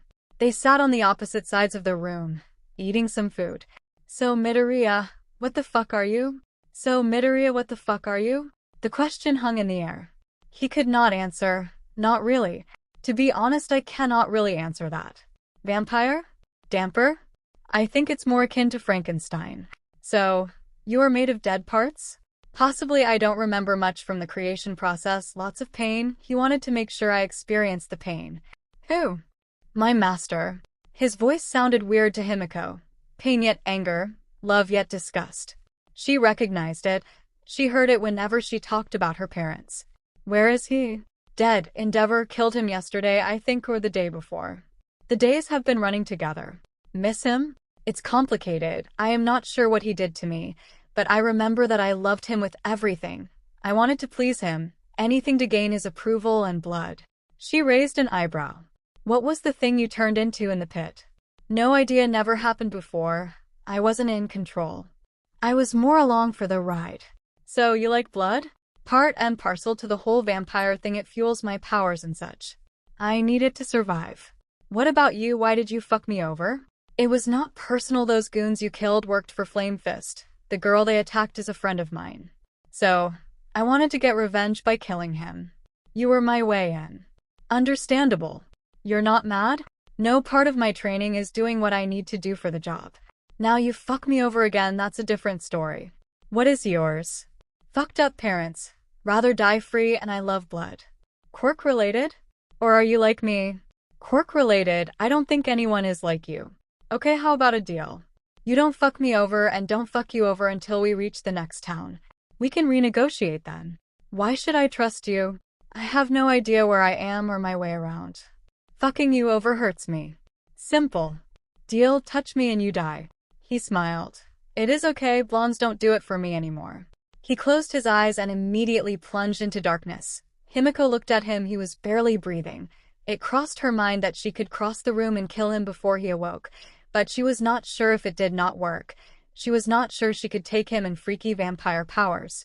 Instead, she curled up and fell asleep clutching her knife. Aizawa. He landed and was promptly greeted by Endeavor. He did not smell good. It was him, he gave me the slip in the sewers. I think he has an accomplice. He attacked an underground club and massacred the gang there. Well, that cannot be good. I wonder why the big display though.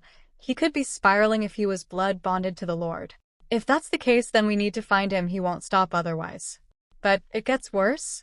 It gets worse? According to eyewitness testimony, at some point in the fight, he turned into a beast with long claws that was ripping through everything in sight. He got tougher as the fight continued and blood was just flowing into him like magic. Then it emerged onto the street fighting with a blonde girl, then it ripped itself in half and Kid was inside. Now what does the first part sound like to you? 𝗵𝘃𝗲? Holy shit, is that what the Lord did? He made a 𝗵𝘃𝗲? That is why he said he won. That is what that bastard would sacrifice himself for. That's what I thought till the last part, and if he was a 𝗵𝘃𝗲, why didn't he turn when fighting Vlad or us? I don't know, but either way we need to find him. I agree, I wanted to update you as soon as possible. Now I am going to go take a shower and burn this suit. The last 𝗵𝘃𝗲 was pre-Quirk era, it killed thousands. It took hundreds of hunters to bring it down. God damn it, the Lord of Blood wasn't done fucking with his life. Izuku and Toga. He came back to the land of the living slowly. He opened his eyes. The sun had not yet risen. He saw Toga asleep. She was curled up like a cat. An extremely dangerous cat, but aren't all cats dangerous? He stretched. As he did so, Toga's eyes snapped open. Morning sunshine, he said. I hate mornings. We should get moving now. If you wait outside, a girl needs the facilities. Izuku shrugged and stepped outside. I have no idea what to do. I wonder if I should just stop and fight it out. They are not going to stop till they run me down. I have no way to make money, so a plane ticket is out of the question. I could always sneak onto a boat and get the hell out of here. I would just have to be careful about feeding off the crew. I think that may be my best chance. Toga emerged, stretching in the sunlight.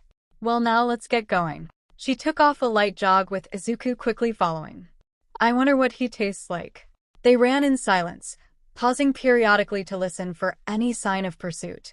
Izuku noted that they were not on any sort of trail, causing him slight concern, but he was at Toga's mercy. Questioning her might upset her, causing her to leave him in the wilderness. It was slightly past midday when they creased a hill and came to a quick stop. They were able to get a good look down at the bottom of the hill, and they saw a forestry vehicle sitting at the bottom. That isn't good, Izuku said. Should we wait it out? We can circle around, but that will take time. Time is not our friend. Okay, I don't want to, but I will go down there and deal with them. Dude, I know you're fast, but they will see you coming. No, I can handle that. I will just have to feed off them when I get down there. She raised an eyebrow. Well, go ahead then, she said sarcastically. Her face went into shock as he stepped forward and vanished. She had her knife at the ready. She sat there tense, waiting for the attack, the one that never came. Her attention was brought back to the forestry agent when she understood something clearly at last of the vehicle flash. Carefully, she made her way down to find the agent slumped in the back of his car, looking slightly pale. She slid over to the agent, relieving him of his nightstick and money. She then looked over at Izuku before pulling a syringe and taking some of the man's blood. She leaned down and liked the blood that ran free. Not bad tasting. She slurped some. It was his non-reaction that still shocked her. She knew that he had to drink blood to survive, kind of like her. But still, she had not ever met someone else that drank blood. Kind of has a tangy aftertaste, huh? He said. Yeah, not bad, but definite a tang, she said surprisingly. I never had anyone to talk blood with. We should move to bed, neither of us can drive. Yeah, besides I am sure the GPS these things. They took off again. So, have you noticed emotions flavors the blood? He asked. Oh, most definitely. My personal favorite is horny and terrified. The spice those add is amazing. Never had horny, but I have had terrified. It wasn't bad. I enjoy willing. The sweet surrender adds this layer. Never had that one. But I did have this American once. Toga. This is by far the best conversation I have ever had. I never get to share this stuff with anyone else. It is nice to have someone that not only understands but can appreciate what I am talking about with the flavor of blood. I wonder what his tastes like. Really horny never? You asexual? No, never had to hunt that way. The only woman I ever had sex with was this bitch named Agatha. It was more of duty. I got off, but it was only after she did many times. More of a sex slave situation. That sucks. Sometime when I am about to eat, I get so damn horny I have actually orgasmed as I got my first taste. Kind of hot, not going to lie. I wonder what you taste like. I was thinking of the same thing, she laughed as they ran. 𝗧𝗪. He stood looking down at the map. The targets had not popped up on any reports. The nearest areas were already under heavy patrol. Extra heroes were being brought in. Damn it, where is he? He was sure that the green-haired one would have to feed after the battle he went through. He just needed a break. Excuse me, sir, a woman said as she entered the room. She wore a forestry green outfit and rugged boots. She had brown hair that had leaves running through it. Yes, leaf shot, right? Yes, sir. Thank you for remembering my name. I don't know if this helps, but the Forestry Service is reporting that one of their rangers did not report in, and when they tracked them down, they appeared to have been attacked, and preliminary reports is that the target is suffering from blood loss. Where? Show me on the map. The girl walked over, looking at her phone for a minute, before pointing to a mark. There is, sir. He looked over the map and traced his finger to the town nearest their location. Damn it. They had taken off into the forest, but not to circle to another area, but to bypass the mountain and hit the next town. It was a port town they were looking to get out, not only the city, but possibly the country. 𝗧𝗪 took off out of the room, yelling great job to the young heroine. Pulling out his phone, he hit the speed dial. 𝗵𝗲, I know where they are heading. We have to shut down the port in TogaxIzuku. They are trying to flee the country. Get everyone we can over there now. Izuku and Toga. They came to the tree line looking over the seaside town. Steadying themselves, they began to casually walk into town, trying their best to not stand out. We need to change our clothes, get a shower, and cover up that mop of green you have. Well, I got some money that I procured. I don't know if it will be enough. He pulled out the bills. Toga pulled out her own. I can make this work, now follow me. She led him down into the streets. She had him wait around the corner before coming out with some bags from the secondhand store. There is a Love Hotel not far from here we can use to get cleaned up. Love Hotel? They won't ask too many questions, and we can get in and get out. Works. Soon the pair found themselves in the privacy of their room. Izuku let Toga go freshen up first while he took the opportunity to think. The port is our only choice. Well, it is mine. She can hit the station and go her own way from here. Toga came out wrapped in a towel. Your turn, stud. There are some scissors on the counter. You may want to cut some of that mop off to hide under the hat better. She jerked her thumb over her shoulder. Izuku took a moment to. Toga had an amazing figure. Slender, and yet full in all the right places. Why didn't you get dressed? Because we are on a time crunch now. Quite staring and get washed, you fucking stink. Put your clothes outside the door so I can dispose of them. Izuku stepped in, stripped, and did as he was told. Part of him found it easier to follow orders than to act on his own. Following orders had been ingrained in him since his change. He wanted to bristle at that, but this was neither the time or the place. He may have taken longer in the shower than he should have, but he wanted to scrub himself as clean as he could. We looked into the mirror and chopped at his hair, trimming it down. It was a hack job, but it would be fine for now. As he stepped out, he froze. The park ranger was in the room wearing a pair of shorts and a yellow shirt. What the fuck? Relax, stupid, it's me, Toga. Holy hell, is that your quirk? Yeah, now let's get going. I have no desire to stay in this place any longer than necessary. I want to get you to the port, then I am out of here. Deal done. 𝗵𝗲. He had to reach the port as fast as he could. 2 ships had left before he arrived. He had alerted the Coast Defense Force to stop the ships and search them before they hit international waters. For others had left since the incident yesterday. He had alerts sent to their ports of destination and to the ships themselves for a potential stowaway. He was in the security center looking over the monitors as some of the local heroes were posted around the port. Police were searching the containers looking for sign of entry. Sir, this is Officer Tako. We have an officer down, breathing but unconscious. Bruising at his neck. All police units converge on Officer Tako's location. Heroes units guard the ships. The target is in the yard. 𝗧𝗪. He stepped off the train, scanning the platform. He was about to head off to the port. till something caught his attention. Male, brown shorts, yellow shirt, black hair. That was the forestry agent that was in the hospital. What the hell was he doing here? He was about to call 𝗵𝗲 when he heard the call come in. Target is in the dockyard. 𝗧𝗏 quickly made his way to the not forest ranger. As he approached, using years of training to move through the crowd with ease, he saw the ranger stop, turn, and look right at him. 𝗧𝗏 immediately activated his quirk. He saw the face of the ranger distort and start to melt before his line of sight was broken.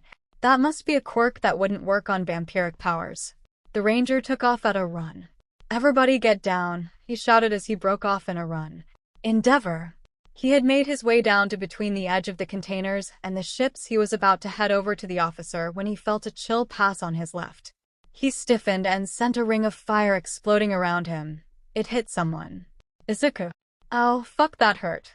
His obfuscate failed and he found himself in a ring of fire with the number 2 hero in the country, Toga. She broke through the crowd and leapt down the stairs, rolling as she hit the bottom. She took off a dead run. Something grabbed her around the chest. She looked down and found a gray scarf wrapped around her. Halt. Shit, not good. She immediately released her borrowed form.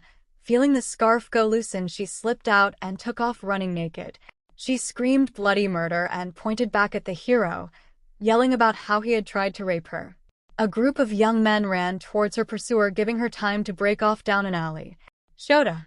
It took him a brief few but precious moment to get the young men to see his badge before he took off in pursuit. Shapeshifter of some sort but can't copy clothing, so just find the naked person. 𝗵𝗲. Surrender. For execution? I don't think so. Your choice, then. 𝗵𝗲 rushed at the green-haired target. Path of the mind. Izuku called upon his blood magic to use telekinesis, launch 𝗵𝗲 over his head, then immediately called upon the blood to flood his body. He ran and leapt over the ring of fire onto a shipping container and started running. 𝗵𝗲 was caught off guard. He righted himself and used his flames to land safely. All heroes converged, target heading south on top of the shipping containers. Izuku was screwed. He activated his celerity and potence to run as fast as he could. He saw the gates and went to jump before he was barreled into and sent flying by a white and blue blur. He crashed into the ground, bouncing into the side of a container. Stop, villain. Standing in front of him was a slender hero in a full white bodysuit with blue trim. It was the speed hero Velocity. Fuck, I could barely see him. Izuku locked eyes with the hero. Dominate, command, falter. He saw the hero stumble. Izuku burst forward with his supernatural speed and swung a kick with all his might at the hero's right leg. He heard the bone-crunching snap and the Velocity scream. As he turned and ran to the gate, a blazing fist sent him flying into the gate. With a crash, he hit and tumbled down the gate, falling. He looked up in time to see 𝗵𝗲 leaping in with a flaming fist. Izuku swung with all his might and their fists collided. He felt his hand break. He saw 𝗵𝗲's arm break. Izuku didn't take the time to admire his handiwork. He saw the heroes converging from behind 𝗵𝗲. He planted and took off running. A shot of fire hit his back. He screamed as the fire ate at his flesh. The discarded his shirt. Lure of flames. He called the flames off his body to form a ball hovering in his hand. He threw it toward the fuel tanks. The fuel tanks exploded, throwing everyone to the ground. 𝗧𝗏. He was impressed. He had never seen someone in full sprint put on shorts and a tank top before. His target was fast, kept changing direction to make it hard for him to use his capture scarf. Her blonde hair flying out as she ran. She had made a dash, hitting a hard left that left her a straight shot to the port. Unfortunately for her, the area was wide open. He threw his capture scarf. She instinctively rolled to the right, planting her leg and accelerating. This girl would impress 𝗧𝗏 if he weren't so annoyed at trying to capture her. She was fast, athletic, and had natural instincts. He made a desperate leap before throwing out his scarf again. She was late on her dodge, and he caught her ankle, sending her to the ground. Got you. The girl whirled and drew a large knife, trying to free herself. Then the explosion came. 𝗧𝗏 fell to the ground, his ear ringing. As his vision cleared, he saw her stumbling to her feet and trying to move. He threw his weapon again. As it flew from the corner of his eye, a blur of green hair collided with him, sending him flying. Toga. She had to move. Her ears were ringing. She saw her attacker flying. She saw Izuku standing there, He moved so fast as he was at her side in a second. He scooped her up and bolted for the alley.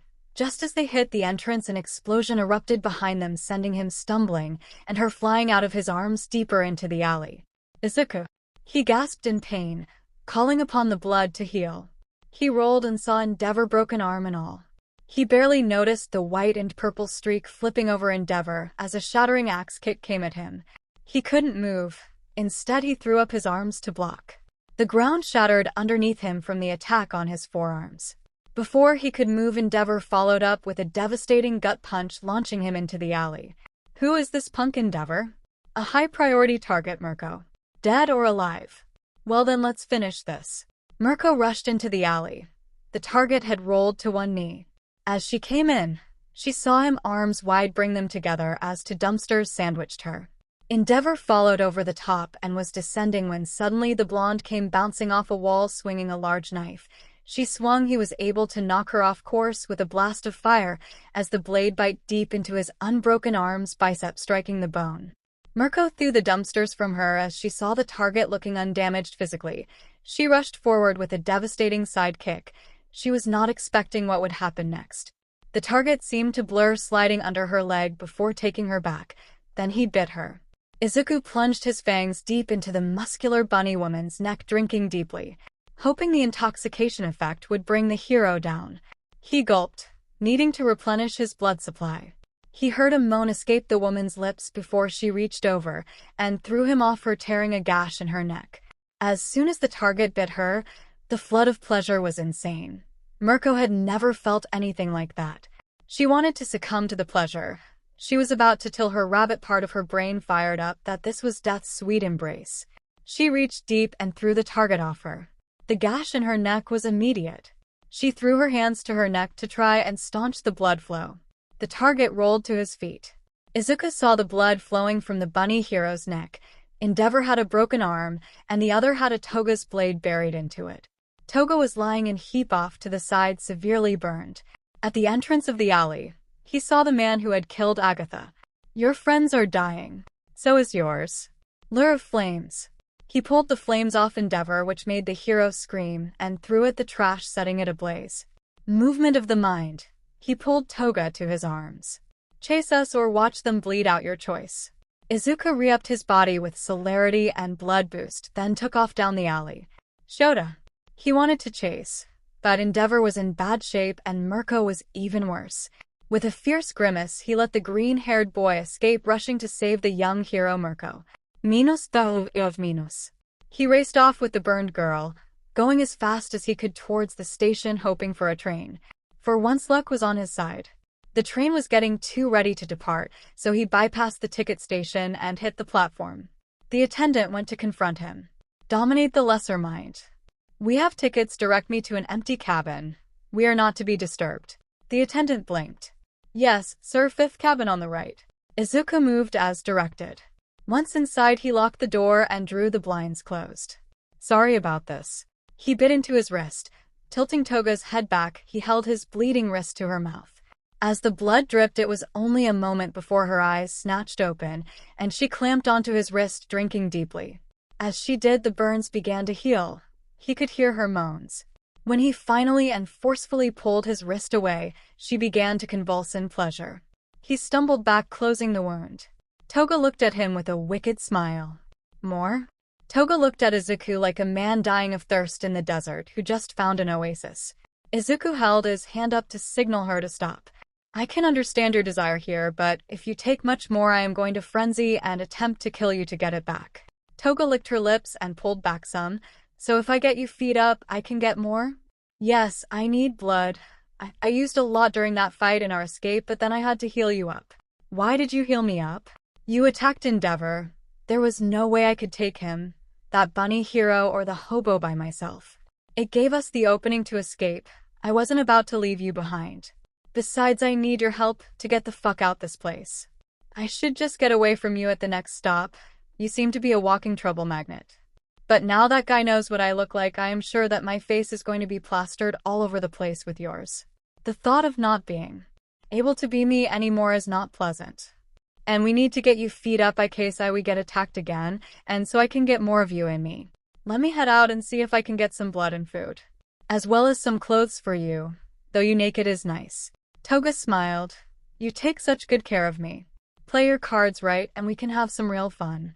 She wiggled her eyebrows at him as Izuku slipped out of the room. Toga. That blood. Holy shit. I have never tasted anything like that or felt anything like that. The voices are quiet. I feel so energized. This is fucking dangerous. I am dodging the number 2 hero, some underground dude, and that rabbit bitch, 𝗵𝗃𝗧𝗵𝗃. Not to mention all the other pros on our tail. I should see if I could turn him in and get a pardon. If I ditch him, there is no more blood. But I may be able to get free. There is no scenario where this ends good for both of us. I can't do anything till I get some clothes. But sorry Izuku, I need to do what I need to for survival. Izuku. Luckily finding a few victims was not as hard as Izuku thought. The first one had tried to pull him into a sleeping room and mug him. Izuku left him alive.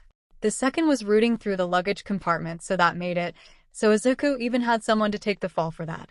For all the bad luck he was having, he would take a couple of easy wins.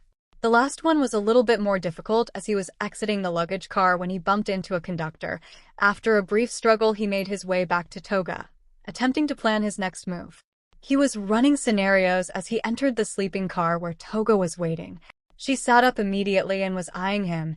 He took a seat across from her and took off his shirt, tossing it to the side as she climbed onto his lap. Smut warning. He could feel her excitement. She was trembling with it. As she straddled his lap, he could feel her wetness against his crotch. Her eyes were pinpricks looking at him with barely contained desire. He closed his eyes and tilted his head to the side, baring his neck. She leaned in and lightly kissed his neck before slowly biting down. Her canines punctured his skin and the blood flowed into her mouth. He heard her moan as began to grind against him. Her arms snaked around his head, her hands burying them in his curly hair. He cock-hardened against her, causing her to grind against him harder. He wrapped his arms around her waist, quickening their pace. She broke from his neck, their eyes met. Mutual gazes of pure lust radiated between them. Slowly she kissed him. Soon their mouths opened as their tongues battled for dominance. Moans escaped them both. His hand found her hair. He pulled her head back as she moaned in pleasure. He buried his fangs in her throat, taking back the blood she just took. He heard her squeal and felt her begin to convulse against him as she reached orgasm. Her hands dead-angled from his head and began to fumble with his belt. She managed to free him as he pulled away from her neck. She found his neck in blood again. Drinking deeply, she rose on her knees, lining up her wet sex with him. In a sudden motion, she drove him inside. Between the blood and desire, she came again. He grabbed her by the hips and began to drive upwards into her. When she broke contact with his neck to let loose a lustful scream, he took back his blood. Any sense of decorum fled at that point. Her cries filled the room and spilled into the hall.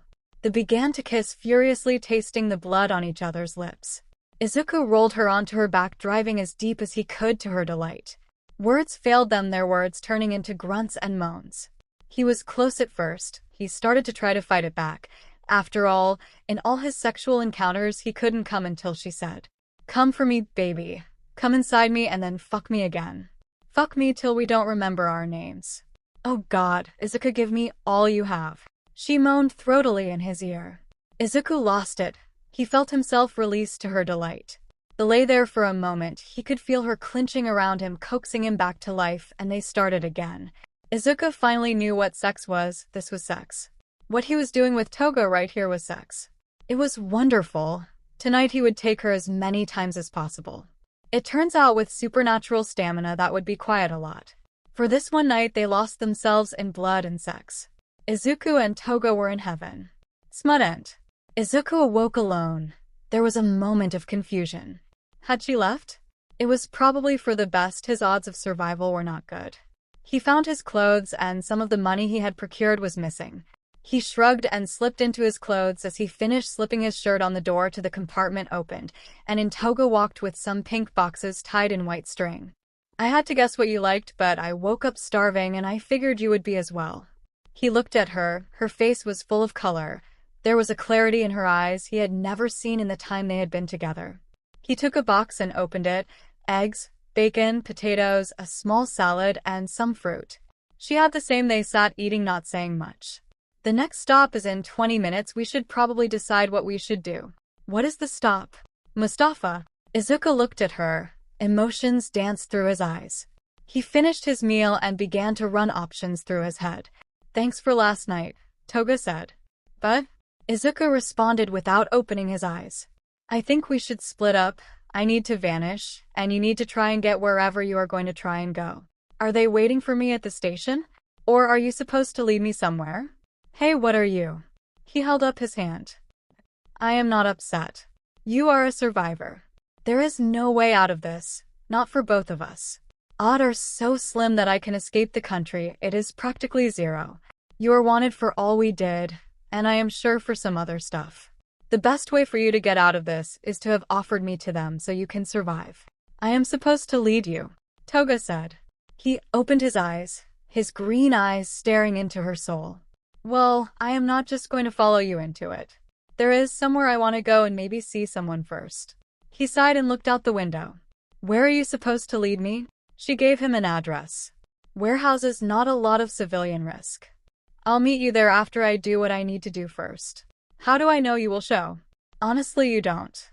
I could attack you now and we can possibly kill each other, but I would like to think I have built up some credit. Toga looked at him. Fuck it, sure. Izuku. The two departed at the station, heading in different directions. Izuku walked the familiar streets in a quiet daze. He made his way to the familiar apartment building. Slowly he made his way up the stairs and stopped outside the door. Activating his aspects, he focused his hearing and heard nothing. He forced the door and saw the apartment empty. He walked the floors looking into the barren bedrooms. Part of Izuku had wanted to hear his mother's voice. He wanted to see her one more time. He turned and walked away, making his way towards the warehouse district. He stopped and tried one more time. Finding a payphone, he dialed the number he knew by heart. When a strange voice answered, he just hung up. Slowly he walked towards the building Toga had told him. She was waiting outside. He had scanned the area with his aura sight as he was walking into the area. There was a lot of them around. Once he crossed a threshold, he saw the ones behind him moving into position. He was surrounded. Did you get to do what you wanted? No, she was gone. I knew she would be, but part of me hopped. Your mom? Yeah, she held out for a bit, but eventually she gave up. Hey, Izuku, thanks for last night.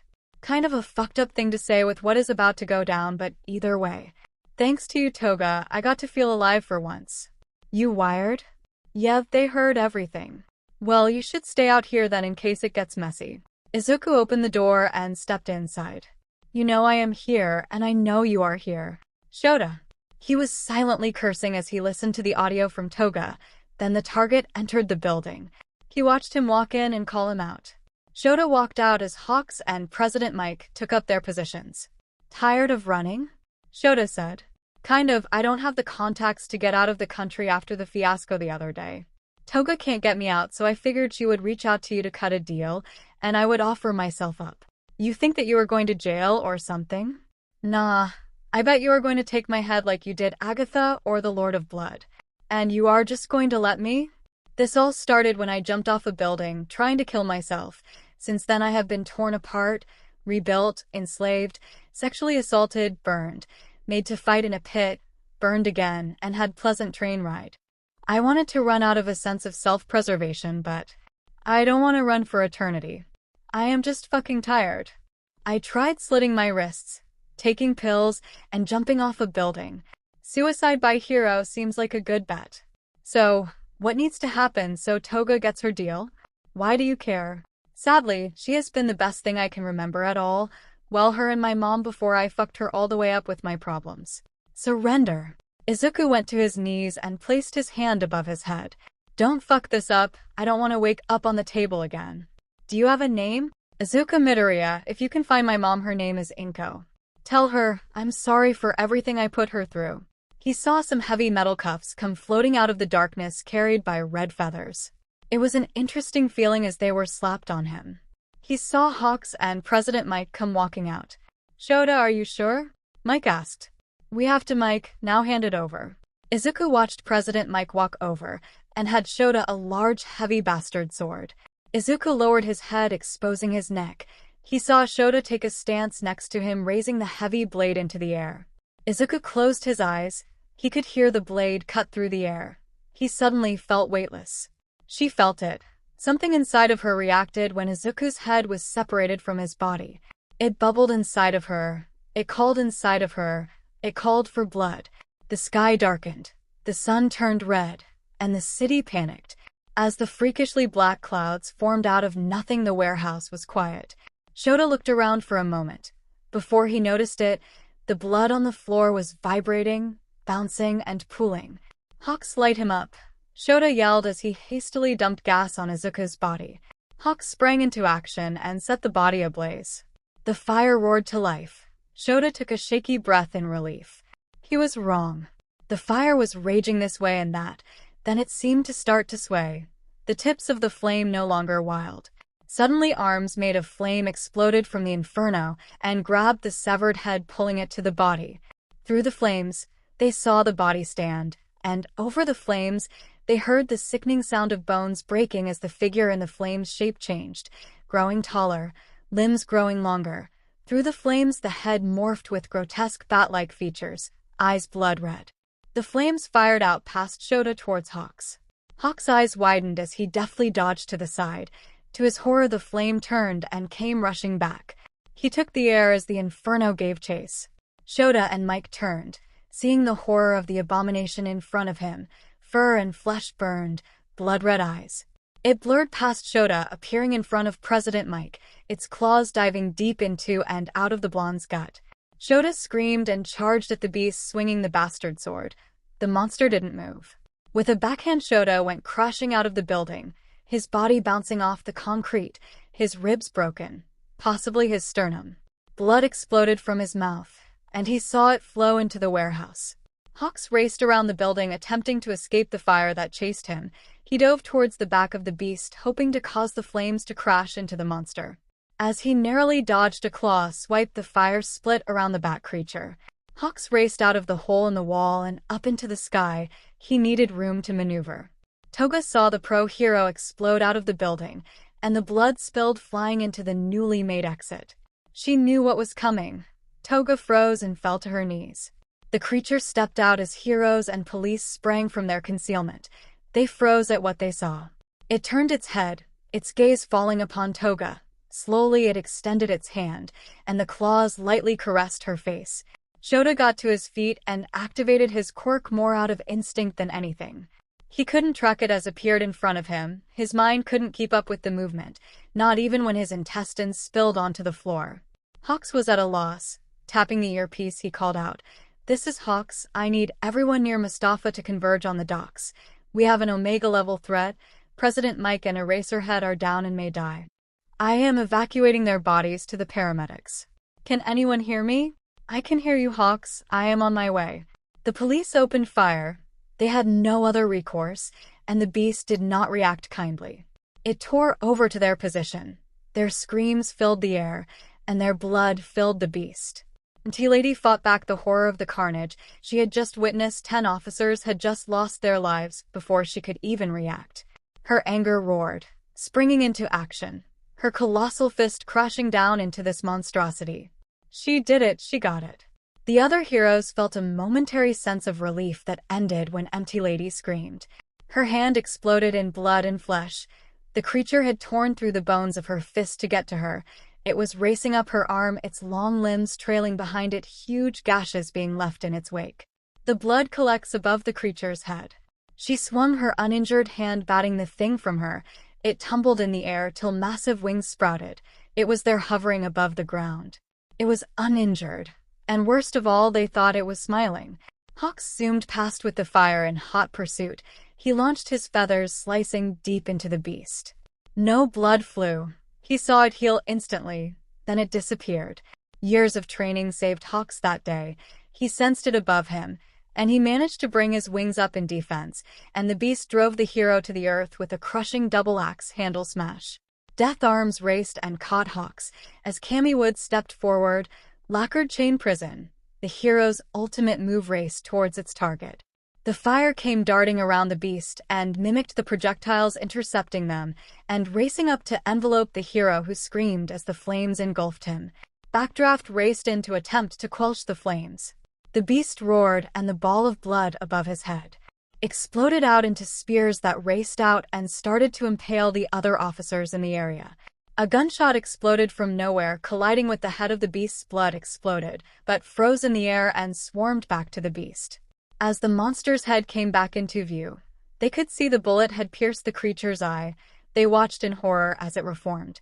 It spits the bullet on the ground below. Snipe had taken his best shot. The teacher of UA rushed onto the field as a cement prison wrapped around the monster. Vlad King ran crouching in front. He cupped his hands as Midnight ran and was tossed onto the top. Tearing open her suit, her gas began to flood into prison. Toga had been watching the display, having not moved. Something inside her welled up. "Move," she shouted to the rated R heroine. Midnight dived away as the Cementus's prison exploded, the gas floating down. The beast looked around him at the fresh collection of heroes and smiled, in a voice that would haunt their dreams. "Bleed for me." Vlad attempted to withdraw before his leg was impaled into the ground by a long claw. "I remember you," it said. Ectoplasm swarmed the monster, driving it away and allowing the blood hero to escape. It seemed to be working when the clones began to freeze and fall away.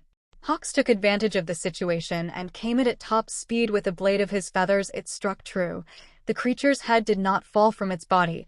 Instead, it reached and grasped the hero, its claws piercing Hawk's torso.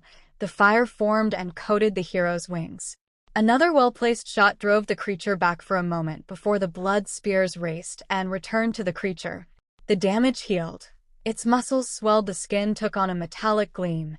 Cementos managed to erect a barrier that shattered under the attack of the beast, sending him flying back. Ectoplasm and Backdraft pulled Hawks back. The heroes gathered the best and took a step at its feral grin spreading. Vlad King knew they were dead. Endeavor was too far away and hospitalized. Shota was clinging to life along with President Mike, Cammy Woods, and Empty Lady was out of commission along with Hawks. The beast blurred and was in front of them. They couldn't track it. In a single desperate act, he pushed Midnight away. Today was the day he died. Well, almost died. Detroit Smash. Fallback heroes, it is alright because I am here. The creature was launched back. One of its wings had put itself between it and the strike. All Might, it said. All Might launched forward in a blur. His right hook landed the following uppercut. The creature dodged, and the creature buried its claws into the hero's side. All Might grit his teeth, and with a massive backhand, he sent the creature back. He saw the blood on the beast's claws flow up into the monster's mouth. All Might? All Might heard it, the questioning at the end of his name, but he couldn't focus on it. They rushed each other, and the heroes couldn't follow the exchange. The flurry of blows, the blood flying only to be reabsorbed. All Might was launched into the air with a vicious uppercut. Before he could recover, the creature appeared above him and hammered him back into the earth. It followed the hero to the ground and drove its claws through the hero's shoulders. All Might, it said. All Might battled through the pain and grabbed the creature's head, his thumbs gouging out the monster's eyes. It screamed and scrambled away. He had to press his advantage. Texas Smash, Carolina Flurry. The creature was pummeled and sent flying away, crashing into the side of the warehouse. It was healing, but slowly. It stumbled forward. All Might, it whispered. You must be stopped, foul demon. United States off, 𝗧𝗵𝗲. The devastating attack flew forward. The creature met the attack, the claws on its hand collapsing into a single blade. All Might altered the trajectory of his all-out attack. The blade bit deeply into his forearm, carving a path up the hero's arm. All Might pushed through his punch, landing true. With a sickening snap, the monster's head turned, rotated, facing the other way. It fell there to its knees. All Might stepped back, blood pouring from his arm. A single burst of sunlight broke free. The light a golden yellow, no longer the blood red. It fell upon the beast. Its body began to smoke. All Might. The hero froze. Its head sickly fixed itself. Like a creeping infestation, the sun began to darken. Not red this time, but black. Rip him apart. You have to tear him in half. All Might saw a blonde girl struggling to stand. It's the only chance, All Might. All Might stepped forward, powering through the pain in his arms. He drove his hands into the creature's chest, and with a mighty roar, He tore the creature in two, its blood splattering everywhere. As the hero cleared the blood from his vision, he saw a young man with green hair standing in front of him. The man smiled, "Cool, All Might." The yellow rays of the sun broke through the sky, and the boy fell to his knees. "Can I be a hero now? I still don't have a quirk." The boy's eyes glazed, and he toppled over into the arms of the blonde girl who barely managed to catch him. Flashback. "All Might, do you think I can be a hero even without a quirk?" "No, young man, I don't think you can. But there are always other ways that you can help others, such as being a member of the police or a doctor. Without a quirk, you cannot be a hero." "I am sorry for that, but that is the truth. I trust you to keep your word about today. Goodbye, young Midoriya." Flashback ends. All Might was stunned. His arm was wrecked as he looked at this boy. This boy was vastly different from the rooftop that day. Those green eyes bored into him just like that day. The day that All Might had failed him. He saw it. He saw the light drain from the boy with those simple words. He had tried to soften the blow, albeit poorly. He had even left him on the roof that day. He knew he had devastated him. He had failed him. Now here the boy was. He had developed something, but the boy didn't call it a quirk. What had happened here today? People's lives had been lost. Was this the same boy that had nearly killed 𝗵𝗃𝗄 and had put Endeavor in the hospital as well? Devastated velocity. He had fought so many pro-heroes today. What was that monstrous form? All Might felt the blood slither off him and collect on the Midoriya, saw it slither into the boy's body. He tensed expecting the boy to rise, but he did not. Toga. She had felt it the entire time, throughout the chaos and the carnage. She was safe. Nothing was going to hurt her. She felt it in her core. She felt it in the blood. They came and placed Izuku Midoriya in cuffs and took him into holding pending investigation as to what the hell had happened on the docks. The heroes that could be healed were dispatched to the city to calm the panic that had occurred with the sun changing colors and the clouds. 12 police officers were dead, and 10 more were in critical condition. Hawks, President Mike, Eraserhead, Cammy Woods, and Empty Lady were all rushed to the hospital. All Might received a healing kiss from Recovery Girl and moved toward the city. Nizu sat back and steepled his hands. What were they to do with the boy/beast? If left in the hands of the Commission, he was sure that they would just turn him into a bioweapon. Putting him in Tartarus would only prolong the inevitable. Would dampening cuffs even work on him? Could they even hold him? Maybe they could execute him? Fire? Endeavor? Yes. Maybe that would be the best course of action. But what if he could harness this beast? Make him his monster. The monster of the U.A. The boy wore human skin, but was it truly human anymore? Let the hunters execute him, or at least try, and when they fail come in and save the monster. Yes, make the monster his. The mammal began to giggle. The giggle turned into a cackle. This would all work out marvelously. Either way he wins, and the Commission loses. Weak Izuku sat in his cell, bound and chained, his mouth covered, his eyes hidden behind goggles. They thought it made them safe, that if they couldn't see his eyes, they were okay. They were wrong. He could still dominate them if he chose. He played along with their assumptions. It gave him an escape if needed. Today the cell opened, and he was dragged to the room and chained in the center. The door behind him opened, and Izuku sniffed the air deeply. "Hello, Endeavor, come to burn me again today? You know it didn't work so well last time." "Shut up, you wretch. My flames consumed the Lord of Blood. They shall consume you as well." Flashback. Prominence burn. The flames roared forth and consumed the boy. His screams were loud before the body slumped. Then the fire suddenly turned black, and the security officers in the room had all their blood ripped out of their bodies. Endeavor felt the pull as his blood began to seep out of his pores, rushing to the black flame. Endeavor stumbled out of the room as the blood started to flee his body faster. 𝐒𝐻𝐢 grabbed him and dragged him off as the facility locked down. For 4 days, no one could get within 100 yards of the black flames without having their blood ripped from their body. A storm had raged the entire time. Freak lightning strikes that were tinged red. When it all ended, Izuku was asleep in the center of the room, uninjured. Flashback end. As Endeavor called up his flames, ready to strike this monster down, he focused on bringing up such intense heat, more vital than he had felt before. He went to strike, and as the flames were about to make contact, 𝗵𝗲𝗏 pulled his strike and rolled, ending up on the floor in a desperate attempt not to cross the prisoner. 𝗵𝗏𝗏, what happened? 𝗧𝗪𝗍 voice rang over the intercom. My fire started to go black before I even touched him. 𝗵𝗏𝗏 responded as he rose back to his feet. So, no fire today? Are we going to try beheading again? The last 5 times didn't work. What about poison? You poisoned my blood. That was an interesting time. The dreams were rather vivid. Izuku said. 𝗵𝗏𝗏 stormed out of the room. Izuku just sighed and let his body slack against the chains. He didn't understand it himself. His body was reacting out of his control. When the first attempt at the fire, Izuku didn't even know what happened till he regained consciousness. During the executions, his skin had hardened into black-like armor without his will. He tried to pull it up on his own, but to no success. So, unless they drowned him, and he didn't know if that would work, the only other option was to starve him. Observation room. 𝗧𝗪𝗧 slammed his hand on the desk. Why couldn't they kill this kid? Silver, holy items, wooden stakes, fire, and sunlight failed. Short of convincing All Might to rip the kid's head off, he was out of ideas, and the 𝐒𝐻𝐽 was breathing down his neck. He would have to answer them soon and likely turn the boy over to them. All Might was a problem alone. The hero kept trying to corner 𝗧𝗪𝗧 and talk to him at every chance. He seemed to know the kid before his change and kept asking about him. About his treatment and why no charges had been filed. What were his conditions? What was going on? It was one giant headache. All Might had even mentioned in their last conversation that he had just about run out of professional courtesy.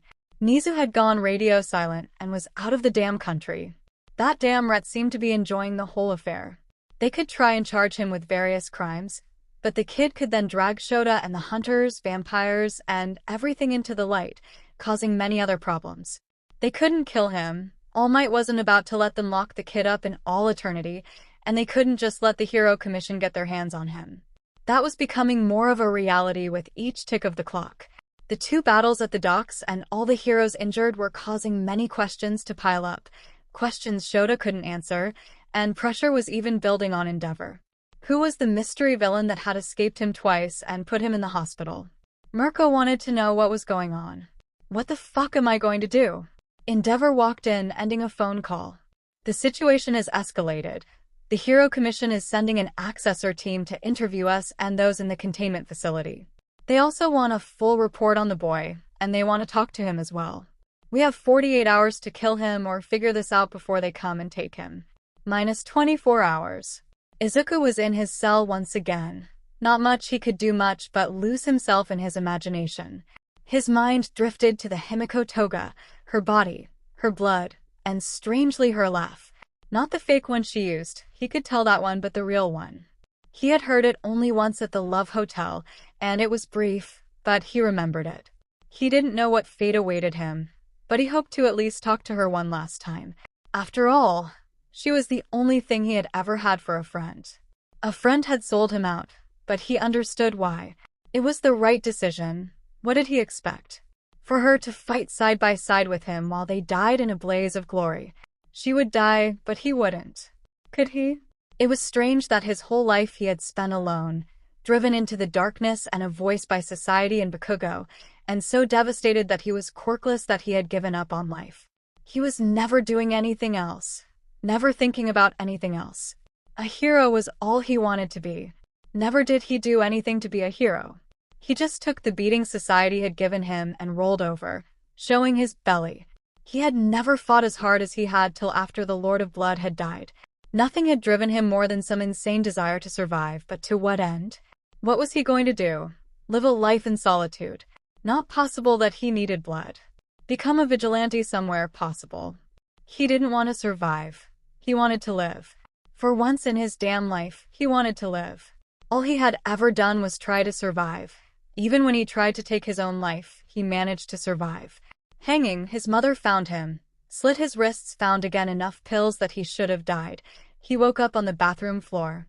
She cried over him the first time, yelled at him the second, and left him the third time. He jumped off the roof for the fourth time because the Lord of Blood wanted him.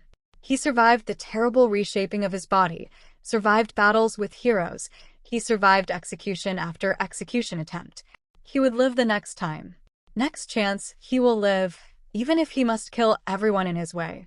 Slowly, he began to work the lock with his blood magic carefully. He stopped when the door opened. "Am I bear, am I a dog, or am I a mouse?" A high-pitched voice pierced Izuku's ears. "Neither am I the principal of UA and your new legal guardian." Izuku lifted his head, catching a glimpse of the creature in a suit standing in the doorway. "How?" "Well, I tracked down your legal guardian, offered them a large sum, and they signed all the paperwork immediately, especially when the possible legal ramifications of your little escapade were made aware to them." "How was she?" "Indulging in a lifestyle that will burn her out soon enough, but she had deluded into believing she was having fun. The human mind is interesting, capable of wondrous and terrible feats." "Why?" "Simple. I do not want you to fall into the hands of the Hero Commission and become their tool." "You want me to be your tool?" "Of course, better the devil, and all that jazz." "Mr. Midoriya, here are your options. You come with me and gain a semblance of life, and who knows, you might even enjoy it. You go with the Hero Commission and become a weapon for them, trading one cage for another. Option 3. They try to dump you in the deepest part of the ocean and see if that works." "You are telling me I won't be in a cage with you?"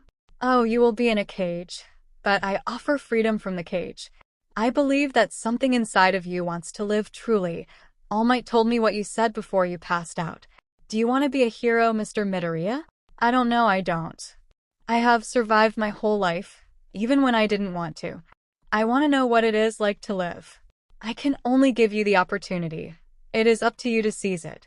Let us get you out of those chains, bathed and fresh clothes. Because, frankly, you smell terrible." The cage. As far as cages go, at least it was rather pleasant looking. The room was large, reinforced steel, with a few windows, a kitchen, bedroom, bath, and small sitting area. Everything a growing boy would need. He noticed it seemed secluded from other housing or buildings, theorizing that the site was laid with some explosives to contain him. The window had bars and sensors, the door could be locked and secured outside, and video surveillance throughout. There was a computer, television, video games, and books. It was a cage, a gilded cage, but one, nonetheless. 𝗍𝗓 laid out the rules. He was to be in his cage from 8 p.m. to 6 a.m. He would be under constant surveillance during all times. He was not to hunt, as the school would provide his nutritional requirements. No violence against staff or students would be tolerated. He had 10 months to study to pass the written test for proper entrance into UA. He would also be required to take the practical exam, daily therapy sessions, and thrice-weekly medical exams. He was to always follow all the staff's orders, except for any that would endanger his life. Failure to report any dangerous urges or intrusive thoughts would not be tolerated. Izuku accepted the terms because it was not like he had any better options, and he had already experienced life on the run once. Twice did not sound like it would be fun. He wondered how they could keep him here if he chose not to be.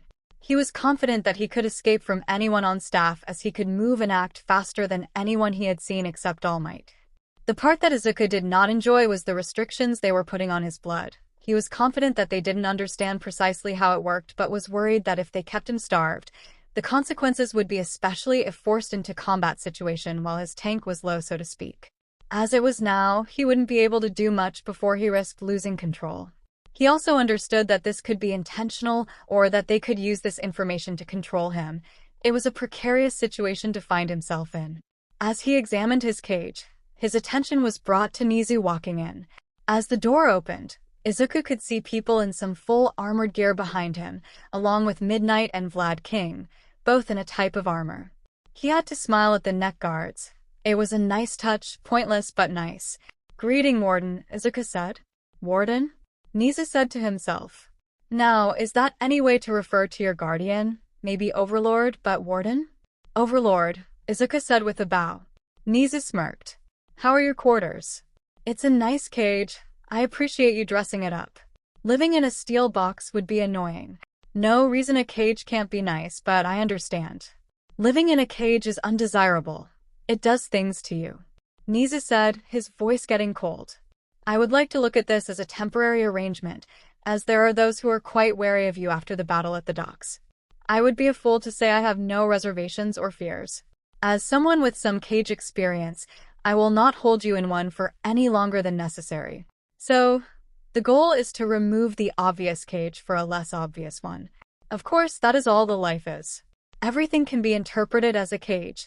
It is all a matter of finding the one you choose to accept. It is simple, my ward. You prove that you can follow the rules we set and get more freedom. If you develop how I think you will, you can have a normal school experience. Your display at the docks has many people on edge. Your ties to Lord of Blood have many questions on everyone's lips, and your actions in escaping 𝗵𝗃𝗧𝗏. We have a lot to learn from you and what you are. As a show of trust, what is it that you want? Blood and 𝗵𝗃𝗀 Toga. Explain. I need more blood. If I was to use my gifts, I would run the risk of going into a frenzy, and I don't feel like I can defend myself if the situation were to call for it.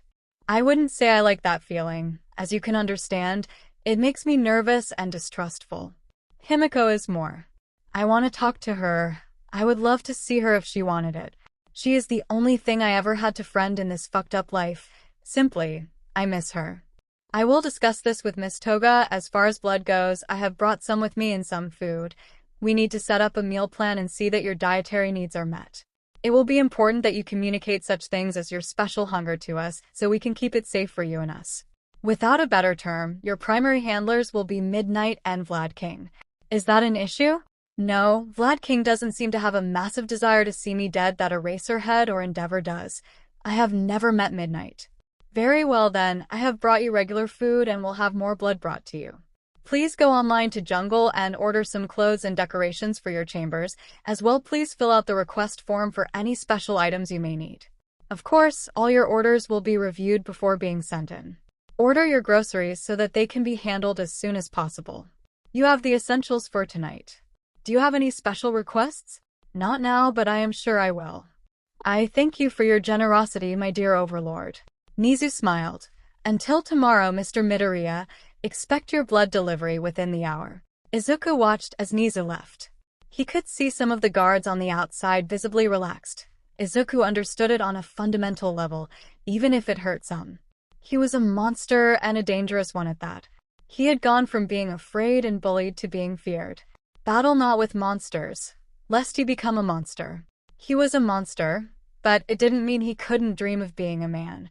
Because even if the dreams of a monster are soaked in blood, it doesn't mean that they could not dream. He awoke early, restless and with a longing. He was in his cage, but he wanted her. He needed her. It was not comforting. She had turned him over.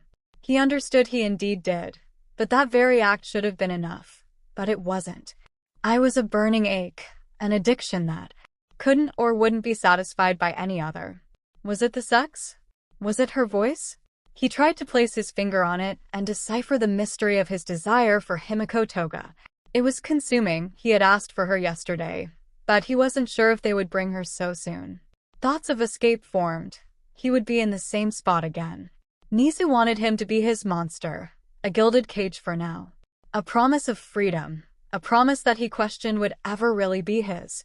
When the rap at the door announced the security detail, he walked over to the designated area and placed his hand on the wall. The door opened, and in walked Midnight, 𝗵𝗃𝗃, mirrored sunglasses, and all. He could smell the fear coming off Midnight. She was afraid of him. 𝗵𝗃𝗃 was wary but not afraid. He saw the shackles in their hands, and silently he laughed. He could yank those glasses right off their faces. The bonds would prove inconvenient, but they could be broken with enough effort. But let them have their comforts as false as they were. We are going to take you to the medical wing for a full evaluation. You will then attend your first counseling session, lunch with 𝗵𝗃𝗀. Then you will be taken to the training ground 𝗧𝗏 for evaluation, 𝗏𝗏 said. Want to see what I can do when not in beast form? Something like that. Don't you already have enough data on that? My first scrape at the dockyard was in my normal form. So was our first encounter, 𝗏𝗏. You were different when we fought. I don't think it would be the same. Now will you allow us to shackle you? Sticks and stones may break my bones, but whips and chains excite me, he said, submitting to them binding him. Midnight shuddered some. She was uncomfortable around him, and he scared her, but he also seemed to permeate her mind at times. The shackles covered his hands thoroughly. The chain ran around his waist to a set of ankle shackles, and a metal mask and collar were placed around his mouth. He was looking every more at the part of the monster. He was escorted out into the daylight. The same armed guards ringed him as they moved, keeping a measured distance from him, weapons in their hands. He noticed a few of them had guns. Interesting. They would walk and stop them from moving again. This process repeated once they entered the school. Izuku could piece together that they avoided coming into contact with other students. A small laugh escaped his lips. Something funny? Midnight asked from behind him. I feel like the school's dirty little whore being moved like this. You are stopping to make sure no one else sees me. I take it lunch will not be in the cafeteria. No, it will not. We are just taking precautions for your sake. Liar, you are doing it for the school's sake. You would have to answer too many questions if people saw me. And all the security. The rest of the trip was in silence as they entered the medical wing. The room was metal and not inviting. Looking at the cold metal table in the center, he had a momentary flashback to his creation. He wasn't aware of the growl that escaped his throat, causing his handlers to go on high alert. Are you okay, Mr. Midoriya? Nisa's voice rang out over the speakers. Not fond of the room. It brings back unpleasant memories, but I will participate. Carefully, his handlers moved him to the table, removing his shackles and having him strip down to his underwear before having him lay on the table, where they resecured him. Is this how I am supposed to trust you, Nizu? Shackles and restraints. I thought you wanted to give me a chance to be a hero. Now, Mr. Midoriya, trust must be earned. Being cooperative will allow the staff to be accustomed to your presence, and once they know they are safe, we can begin to allow more freedom. Their only dealing with you was when the beast had emerged, and the experience was more than enough to leave an everlasting impression. Changing minds takes time. They must know you and not that beast. Tolerate what I ask of you, and I will reward you. As your father, it is my job to see you turn from the path you were on to the path I think you should be. Nizu responded. As you wish, father. As the final restraint was put in place, he looked at Midnight, who was double-checking the bond. Should you be leather when you strap me to a bed? Only if you have been naughty. Have you been naughty, Mr. Midoriya? The rated R heroine quipped back. Very naughty, Mistress Midnight. Oh, so naughty. He replied, eyeing her suggestively. Midnight was about to respond, but she walked out, saying the restraints were secure. The door opened, and All Might, Recovery Girl, and Aizawa walked in. Mr. Aizawa is here strictly as an expert in your condition, Mr. Midoriya. Works for me. Hello, All Might. Young Midoriya. The pro responded. I want you to know that I am against the treatment you are receiving, and that I believe that you should not be treated as a monster. That's because you are an idiot, Aizawa added. And you are prejudiced. All Might bit back. Young Midoriya is a victim. Society and even I failed him. He has been made into something against his will, and you treat him as nothing more than a representation of your anger. Watch your tongue, Aizawa growled. Or what? All Might said. Are you going to try and attack me? Care to guess how that will go for you? Are you going to try and kill him again? Poison, fire, wooden stakes, silver weapons, and when the beast emerges, what then, Aizawa? Whom will you sacrifice on your altar of rage? President Mike, Endeavor, Mirko, Velocity, or do you plan to turn him over to the commission so they can make him what you say he is? It wasn't your wife that died. And it wasn't young Midoriya that did it. The Lord of Blood is dead, his daughter is dead, his sons are dead, and all that lives is his last victim. You call for logical actions, expelling more students than any other simply because they don't meet whatever standard you set forth. Do you also blame the murder victim for being murdered or the kidnap victim for being kidnapped? What will satiate you in this beyond his absolute demise for being turned into something he didn't ask for? You have no idea. And you have no idea what burdens I have borne, what I have sacrificed, what I have forsaken. So you watch your mouth before we play 32 pickups. Don't let the smile fool you, Aizawa. That's for the public, and we are not in public. A menace rarely seen radiated from All Might. Aizawa said nothing. Recovery Girl took her cue to step toward Izuku. Now, do you prefer Mr. Midoriya or Izuku? You can call me whatever you want as long as I can get the autograph of the youthful heroine, Recovery Girl. He responded. You know who I am? Sure do. I was quite the fan of heroes before my incident. Do you mind if I examine you then, Izuku? Not really, he responded. How did you come to be like you are? I don't know, he began before recanting his transformation in as much detail as he could provide. Why did you worship your tormentor so? His blood. You have no idea the taste or feeling it gave. Imagine the most sublime thing, and it was that it took over. It was the only release in all the pain of my transformation. When the blood would hit my tongue, the pain went away, I could rest. I was awake for almost all of it. They wouldn't let me pass out. When I closed my eyes, they removed my eyelids. After enough pain, you will latch onto any form of salvation put before you. I saw my chest cavity open and bare to the world. Slavery afterward wasn't so bad. Why did you fight to protect him? I had to. I loved him, but I rebelled. How so? Aizawa said. He sent me to kill a woman who had overheard something she shouldn't have. I approached her and was in a position to do so, but let her go. She was a good person. I implanted the command for her to fill a report about the Lord of Blood. Then right before the attack, I was supposed to kill the man in the shop, but I gave him the address of the Lord of Blood. Why? Aizawa pressed. I don't know, it wasn't conscious at the time. It was like a part of me was hiding in my mind trying to fight back. It wasn't until you killed him that I was free. I missed him because I felt like I loved him, but I was thankful he and Agatha died. Do you understand what that is like to love someone who did such horrible things to you because of a sweet release? The men in the apartment building? They were raping and beating a corkless woman, and I couldn't allow that, and I needed blood. The people in the fighting pit? Beast. The ranger? I just took a little bit, she was fine. As cold as this sounds, I need more blood than food. I cannot survive without it, especially if I don't know, running for my life. The police officers? Running for my fucking life and they lived. I could have just killed them, the same with the pros. At the time, my alternatives were or death. I didn't kill anyone, I regret, if that is you're wondering, or is there some point at which you are getting?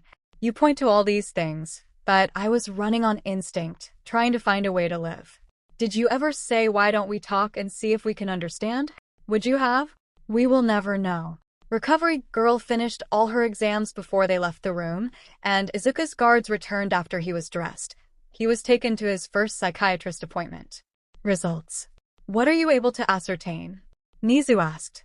The Lord of Blood is Dr. Frankenstein, and the boy is his monster. The boy's muscles are layered and reinforced. His bones are denser and laced with something. His chest cavity has been reinforced to insane levels.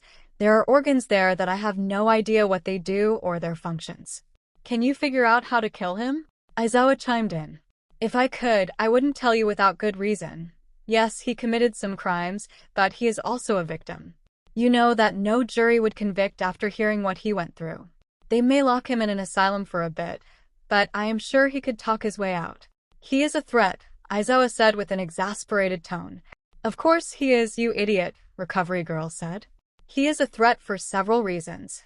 We have no idea what his physical limits or capabilities are exactly in this form. They are lesser than his other form, but from all the reports, he can pull off some rather dangerous and extraordinary feats, same as someone with a dangerous quirk. His bloodlust seems to be under control unless his reserves run low, but that is not any different from those with blood quirks. Do all of you not understand his threat to everyone around him? I do. I saw what he was about to do to all of you before I arrived, All Might said. Can the beast be harnessed? Can it be controlled and kept inside? If so, what potential does Izuku Midoriya have, Aizawa? You can't be serious? No, take away everything else. He walked into class on day one with all the offensive capabilities you know of, and later you find out he frenzies without adequate blood supply. Tell me. Aizawa refused to answer. We train him to recognize the signs of losing control so he can better take care of himself and not be a threat to others. He would probably win all 3 years of the sports festival and be on his way to becoming a top hero, his looks and if he leaned into the vampire part. Dark, broody, mysterious, would be on the fast track to the top 10, Nizu said. And when people die around him, was it his fault? Could he have prevented it? Could he have done something else? Does he regret it, or does he revel in it? All Might said. Aizawa, just answer these questions. Okay. Are all the vampires in the world dead? No. Are there more of them all over the world that no one knows about, and even ones possibly more powerful than the Lord of Blood? Yes. Are there more things out there than vampires? Yes. How effective of a hunter would Izuku be if trained properly? That's... Yes, it is, All Might said. Yes, he can be a terrifying, destructive force if we allow him to continue down that road alone with no hope. Or he could be the thing that turns the tide of this secret war you have been waging, a hero. And when he fails? What if he doesn't?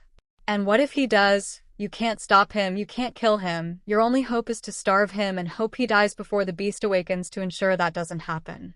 The beast has only responded to life and death situations he would not have made it out of otherwise. When he fought 𝗵𝗃 and 𝗵𝗃𝗃, he didn't transform. He transformed when you cut his head off. He started to transform when you and 𝗵𝗃 tried to kill him. Did you ever think it was a defense mechanism? You are judging him due to his lineage. Would you do the same to a child of a villain that wanted to do good? Nizu added. If he is a monster as you claim, then he will show his true nature, and we will have no choice but to find a solution. But if he is what All Might and I believe, then he deserves this chance. And when I am proven right, Aizawa said, then we will need to find a permanent solution, wouldn't we? Nizu said as the room fell silent. Therapy. Mr. Midoriya, you need serious therapy. There is so much to unpack. For your sake, we will start with 3 sessions a week, and I want you also to journal your thoughts. For us to discuss. The fact that you even have a remote desire to enter the world of heroics for any reason is astonishing. Yeah, I am pretty fucked up. Self-awareness of your mental situation is a positive step. Most are unaware of or have willful blind ignorance to their need for help. I am concerned about this desire you have to be reunited with Himiko Toga. From what I have been informed, your time together seems like the beginning of an unhealthy codependency. Everyone else I know fears me, has tried to kill me, use me as a sex toy, or is dead. Yet Ms. Toga betrayed you. Yes, she did for survival. That I understand. Your acceptance of betrayal is concerning. I had accepted my fate at that point, and if the only person who showed the most remote bit of kindness could survive by my surrender, I was willing to allow to have my existence mean something. Your existence does mean something. At the time, there were no other options for me. We judge our existence and its worth by what we can accomplish with it. All I had waiting for me was death. This way, Himiko would at least be able to walk away. Lunch. He entered the room, and she sat nervously at a metal table and chairs bolted to the floor. A yearning sprang forth as soon as their eyes locked upon each other. She sat as she was escorted in and secured to the chair. Once his mask was removed, the guards left the room. I want you, she whispered. As I do you, it's an ache. He replied. I am not allowed to touch you. If I do, they will end this. They are afraid we may be too dependent on each other. I don't get it myself. Are they treating you well? He asked. Yes, I have a safe place to stay. They give me more than enough blood. The lack of it was a trigger to some of my episodes. Schoolwork is tedious, but it beats the streets. A second chance is not so bad, a little restrictive for my tastes, but I am not the one walking around in chains. She stopped as she shuddered. She felt a gentle touch against her thighs. Please tell me that is you? It is, he replied. It's all a game, illusions of freedom. Essentially, you choose your cage. Stifling a moan as the caressing continued. I want to be locked in your cage. I wouldn't mind sharing one with you, but I have to prove to them I am not a monster. People throw that word around too loosely. They don't understand the weight it carries and the pain it causes. We are monsters because we need blood or because of what we have had to do to survive. It is too easy for those that have never been in our predicaments to judge. Those that live in glass houses. He moved the touch to her back, tracing small circles. Do you hate me? She asked with a hint of fear. No, he replied quickly.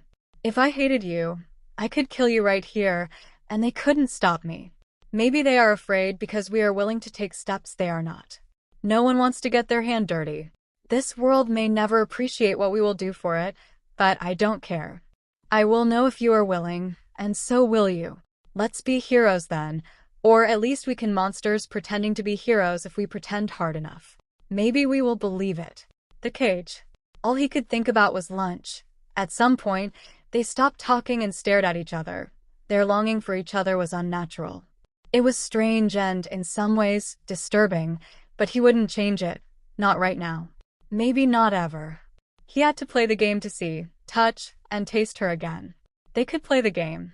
After all, They could pretend that he was pretending already that he could control the beast, that he wasn't the monster. It was more of the same. More being moved around like a dirty little secret, more chained lunches, more using his precious blood to touch her. To caress her, her shudders and labored breath were almost music to his ears, at least in the beginning. Now it was torture of what they couldn't have. They tried to fight it, not to tease each other, but soon one would ask for it, and the other could not resist. For 2 weeks, he played their game. Today, he wouldn't play anymore. He craved her to drink from the font that was her neck. The blood they supplied filled his belly, but not the need. He was hungry, a deep primal hunger that blood packs could not satisfy. Every day he was denied. His hunger grew along with his anger. Today, when 𝗵𝘃𝗃 and midnight came, it would be a very different day. Morning, Izuku, 𝗵𝘃𝗃 said, entering shackles in hand. Same as yesterday. No, Izuku responded. Excuse me, 𝗵𝘃𝗃 said, stepping before midnight. Then they could sense it. The hunger was radiating off of him. They were in here with an animal, and they were his prey. I said no, Izuku repeated. He could smell the fear and trepidation coming off them, but he sensed something else, arousal. It was coming off of midnight, and he stared past 𝗵𝘃𝗃 to her. She tried to avert her gaze, but she couldn't, not fully. I am tired of these tests, tired of your little games at lunch, and tired of performing like a pet in your testing grounds. For 2 weeks I have complied, I will no longer do so. It would be best that the two of you leave before I cannot rein myself in. They slowly backed out of the cottage, the door closing and sealing. 𝗍𝗓𝗓. The call came to him immediately. Izuku was refusing to comply. It was followed quickly by 𝐈𝐴𝑍𝑜 proclaiming that the kid was losing control and needed to be handled. Shortly, a call came in for Himiko Toga's handler that the young girl was refusing to open the door or go to her regular sessions.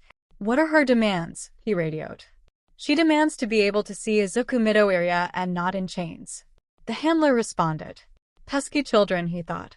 First, he had to handle Izuku as he posed a more significant threat should he rampage. It took a short time before he arrived at the cottage. He noted that the guards were all on edge. 𝗵𝘃𝗃 was pacing while Midnight sat with a strange expression. Report, he commanded. 𝗵𝘃𝗃 stepped forward and recounted the exchange.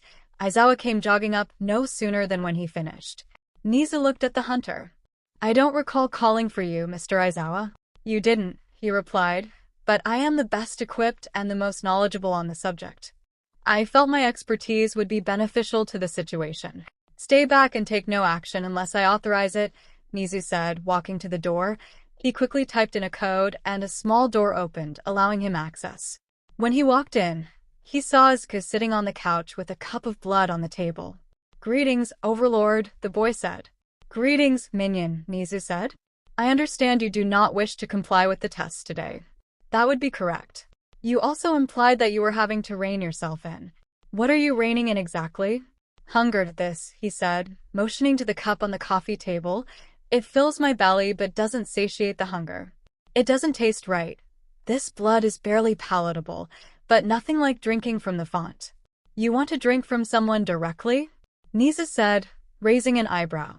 That is a difficult thing to provide. No, it's not. Give me Himiko. Izuku said. I am tired of seeing her only in chains, of being unable to touch her. I have played your games for 2 weeks now. You will give what I want, or I will take what I need. Careful now, 𝗍𝗓𝗓 warned. That kind of thing could be misconstrued. Misconstrue nothing. I am telling you what will happen. Izuku almost growled back. I have been playing nice and don't want to play nice anymore. What about her safety? 𝗍𝗓𝗓 countered. What if you overindulge? I won't, not with her. If I decided to fulfill this hunger alone, I offer no assurances. I need some time, 𝗍𝗓𝗓 said. You have 30 minutes, Izuku said, taking a drink from his mug and making a bitter face. 𝗍𝗓𝗓 exited to the visible relief of teachers and guards. What did he want? Aizawa asked. 𝗍𝗓𝗓 relayed the conversation. We should deal with him permanently. How about you explain what is happening before we kill him? Midnight retorted, her voice laced with annoyance. You are treating his condition like someone with a blood quirk, like Vlad or Ms. Toga. All they need is to consume the blood to stave off conditions. He needs to drink it, to take it from the source. The condition is a beast that resides inside. This beast is always there beneath the surface. When his kind loses control, They attack and devour anything they can, family, lovers, or enemies. They consume life, and you're having it survive from rancid food. This is why we need to put it down. He will continue to hunger and may be able to cage the beast temporarily, but it will break free. Once you allow that thing to walk amongst the student body, it will attack and kill. Options? Nizu asked. I may have to agree with Aizawa. If giving him blood packs is not the solution, how can we agree to allow him to feed directly off of people to keep this beast in control? Blood King said. I know he is a victim, but now we are asking someone to go in there and allow him to bite them and drink. Aside from 𝗵𝗃𝗄, whom the two are obsessed with each other. I'll do. If Midnight said, shocking everyone. He is a victim, and if this is needed to give him a chance, I will do it. I will let him feed from me. Midnight? I don't think I can allow this, Nizu said. I volunteered not only to guard him but to escort him and to do everything I could to give him a second chance. I am doing this, or you can accept my resignation from the school. Namuri, don't do this. You don't know what you are getting yourself into, Aizawa pleaded. I will not allow him to be put down like some rabid animal if you could even think of a way to do it. Your only solution is to lock him up and throw him into the ocean and hope it works. That the monster doesn't wake up and make sure that he lives like all the other times. She took a deep breath and walked towards the cottage. I don't know if this will satisfy him, but you must figure out what to do about him and 𝗵𝗃𝗄. Turn off the cameras. I don't want this recorded. She keyed the entrance code and walked inside. Nizu turned off the cameras. Inside. When Midnight stepped in, she wasn't sure what to expect. She saw him sitting on the couch and could feel that same sensation wash over her. There had been something about him ever since that night on the docks. She found him invading her mind. Then, when he came to the campus, she thought it was more of the same, the allure of danger. Now, standing there, she had no doubt he could devour her, but she wanted to know what it was like. I asked for 𝗵𝗃𝗄, he said, glancing at her. We need to know that she will be safe. We understand now that the blood packs are not enough, that you need to drink directly from a person. I have volunteered. If this goes well, we can discuss 𝗵𝗃𝗄. I swore that I would do everything I could to give you a chance, and if this is required, then I will do it, she replied, a fierceness in her voice that spoke directly to him. And if it goes bad, he said. Then what? Then Aizawa is right, and they will try to kill you. But I don't think it will, she replied. She paused. Regardless of what you are now, you were a victim of the Lord of Blood. You never asked for any of this or the other atrocities in your life. I want to give you a chance because I believe when you say you want to live. I trust you, she said, walking over. Izuku rose to meet her in the middle. She came to stop and tilted her head to the side. Drink what you need to gain control, she said. Sex scene begins. In an almost sensual motion that made her shudder slightly, he slipped his arm around her waist and pulled her voluptuous body close. As his warm breath grazed her neck, she closed her eyes. It was the barest of a pinprick, then the warm sensation of pleasure spread throughout her body. Once limp at her side, her arms slid around his back in an almost tender embrace. As the fun ramped up, that changed. One arm clung to him, her moans escaping. The other snacked up to his head and pushed it harder against her neck. One leg came up to wrap around his hip. When his hand slipped to her waist and grabbed her ass in a firm grip, she felt the shiver of a light orgasm rack her body. His hand slid up the back of her scalp and grabbed a strong hold of her hair. Tightening his grip, she moaned louder. Her other leg came up and wrapped around him. She could feel his erection pressing against the outside of her sex. She was wet, moving her hips, grinding against him in this position supported by his one arm. She mewed for him to take her. She crashed against the wall, the pace quickening. She used her legs to push down his pajama bottoms. She felt his stiff cock press against her, reaching between her legs. She fumbled with the release to expose her dripping sex. With a single shift of her hips, she slid him into her. She could hear him grasp as he pulled away from her neck. She felt lightheaded, but nothing would stop her now. She almost frantically bucked her hips, and as she felt him lick her neck, he plunged deep inside her with both hands under her ass, sending her into orgasm. There against the wall, he claimed her. She was being fucked. Wild and passionate, he buried himself into her with her screams of more or harder. He obliged till words were no longer possible for the heroine, only cries of pleasure. Soon, she was bent over the couch as he plunged back into her, his finding the back of her scalp. Securing a handful of hair, he pulled her back. She screamed in pleasure. He dominated her, and she didn't want to resist. As she came again, she began to plead for him to release inside of her, pushing herself back to meet his nearly violent thrusts. The sounds of her flesh colliding was a near symphony of pleasure. When she heard him growl that he was about to come, she begged for him to do so inside. She felt him come. She could feel it, and she loved it. Panting, her sense dancing back to her, she realized she had just fucked a student, that she had just been taken against the wall and ravaged. And she wanted it again. She stood up momentarily, her legs shaking, and turned and looked at him. She didn't feel that wave of hunger coming off him, but she wanted him again. Dropping her knees before him, she plunged his cock into her mouth. She was happily surprised as it returned to full mast, and she twirled her tongue around the shaft. She looked up to see him staring at her, pleasure etched in his face. Not breaking eye contact, she took him in and held it there, her eyes watering till she pulled back to breathe before doing it repeatedly. When he grabbed her head, she moaned around his cock. She pulled back enough to say, "Fuck my mouth," before she deep-throated him again. She felt the ache intensify between her legs when he did what she wanted. Her hands were free. One snaked down as she started vigorously fingering herself, and the other freed her breasts as she tugged and pulled at them. She could feel his cock pulsing in her mouth as he unloaded. She gulped it down as she brought herself to orgasm. She fell back.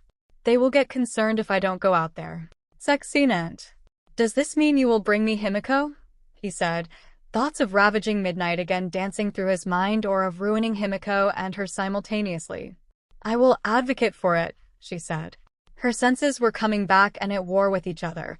She wanted him but felt like she was doing something wrong, aside from the student/teacher part. Many students had tried, but none had. He hadn't even tried and had succeeded. She needed to step away. She needed to clear her head. She could tell he was still ready. She wanted to be filled by him again. With a deep breath, she double-checked herself in the mirror. Thank God for waterproof makeup. She exited the cottage. Outside. "Well?" Vlad asked. Midnight turned so they could see her neck lightly bruised. Not even as bad as a hickey. "It was intense. This sensation washes over you. I couldn't even think about fighting back. It is called the kiss. For some species, it has paralytic effects. I have even heard it has a dreamlike quality for some," Aizawa said. "How do you feel?" "A little lightheaded. That aura was gone once he was done," she said. "I think we should allow 𝐒𝐵𝗵𝐻 and him to be able to touch." "And if it turns physical?" Vlad asked. "Then it does," she said. "The more we forbid it, the more it will take on a forbidden fruit aspect. The other represents something for the other that they have been denied. Either we give it for them, or we can expect them to continue to rebel." "And how do you propose to keep this beast under control?" Nizu said. "For now, I will let him feed off of me. I am sure 𝐒𝐵𝗵𝐻 will also volunteer until we can find a different solution. If not, we will fail," she said as she started to walk away. "Now, if you would all excuse me, I want to decompress." 𝐒𝐵𝗵𝐻. She didn't trust them when they told her they would be taking her to Izuku, but she didn't have any other way to see him. She knew from their talks that he was in some cottage in the woods, but that was all she knew. From what she saw, the campus itself was huge, so she followed along for now. She perked up when they started leading her to the woods. She could barely contain herself when she saw a cottage. Then she noticed the guards and the teachers. Her eyes narrowed some as she stepped forward.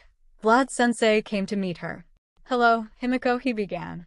"While we wish that the two of you would not have resorted to this course of action, we have decided to allow this." "Gee, thanks," she said, her voice dripping with sarcasm.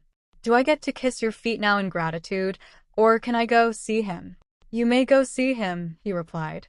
"Once you leave the cottage, you will have to return to your dorm." He reached into his pocket and handed her a small white box with a button. "This is a panic button in case things go wrong. Regardless, you will be returned to your dorm at 9 p.m. If this goes well, we can discuss making it a regular thing." "Let me guess, I have to take the button?" "Yes, that is non-negotiable." She rolled her eyes, taking the button as she walked to the door, blocking the keypad with his body. He typed in that code. The door opened, and she stepped in, closing behind her. They immediately locked eyes, and she ran and jumped into his embrace. Sex scene begins. Feverishly, they tore each other's clothes off, tossing them aside as they fell back on the couch. She freed him from his pants as he pushed her panties to the side. He slipped right in. Her cries of pleasure echoed in the room. "May I?" she managed. He bared his neck as she bit down, his blood flooding her mouth. He grabbed her by the hips and buried himself in her. She just kept drinking as an orgasm rocked her body when she pulled back to breathe. He pulled her back and bit down. She cried out again. She felt him explode inside her as she was lost in the ecstasy of the kiss and him pushing up into her from below. When he broke, she bit back down, taking back the blood. They were lost in this exchange, giving and taking, sex and orgasms. Once the frenzied pace slowed, he finally slipped out of her. He picked up her spent body and carried her to bed. They collapsed into exhaustion, happy and content. He awoke to her kisses. He returned them passionately. She pulled him over her, spreading her legs to invite him in. "Fuck me again," she purred. "Make all the aches go away." He slid in as she gasped. Their eyes never touched as he moved inside her. It wasn't the feverish pace down on the couch, or the same as on the train. They were lost in each other. When he orgasmed, he was still hard and didn't stop. She called for him, whispered his name tenderly, lovingly, begging him to keep making her come. Her legs wrapped around his waist, not letting him go, keeping him inside her. Time slipped away as the fucked. She was on her knees as he took her from behind, their bodies slick with sweat. She looked back at him, his lustful gaze pushing her over the edge again. "More is it gonna take everything," she moaned, lying prone on the bed. "I want you to fuck my ass, take everything." Slowly he positioned himself. He began to ease his way in as she wiggled back some. Once he was entirely in, she gasped, and her hand found its way to her clit. Playing with herself, she begged him to take her. He couldn't hold back and began to move in and out of her ass. She moaned in delight from the pleasure he gave her and what she was giving herself. She felt herself squirt all over the bed as he exploded again. This time, he rolled to the side. She looked at him, her eyes lidded. "I have never let anyone do that, only you," she whispered. "Only you forever and ever." Her eyes closed as she fell asleep again. He just stared at her, this woman in his bed, this devil, this betrayer, his friend, his lover. Is this love? These were his last thoughts as the darkness claimed him.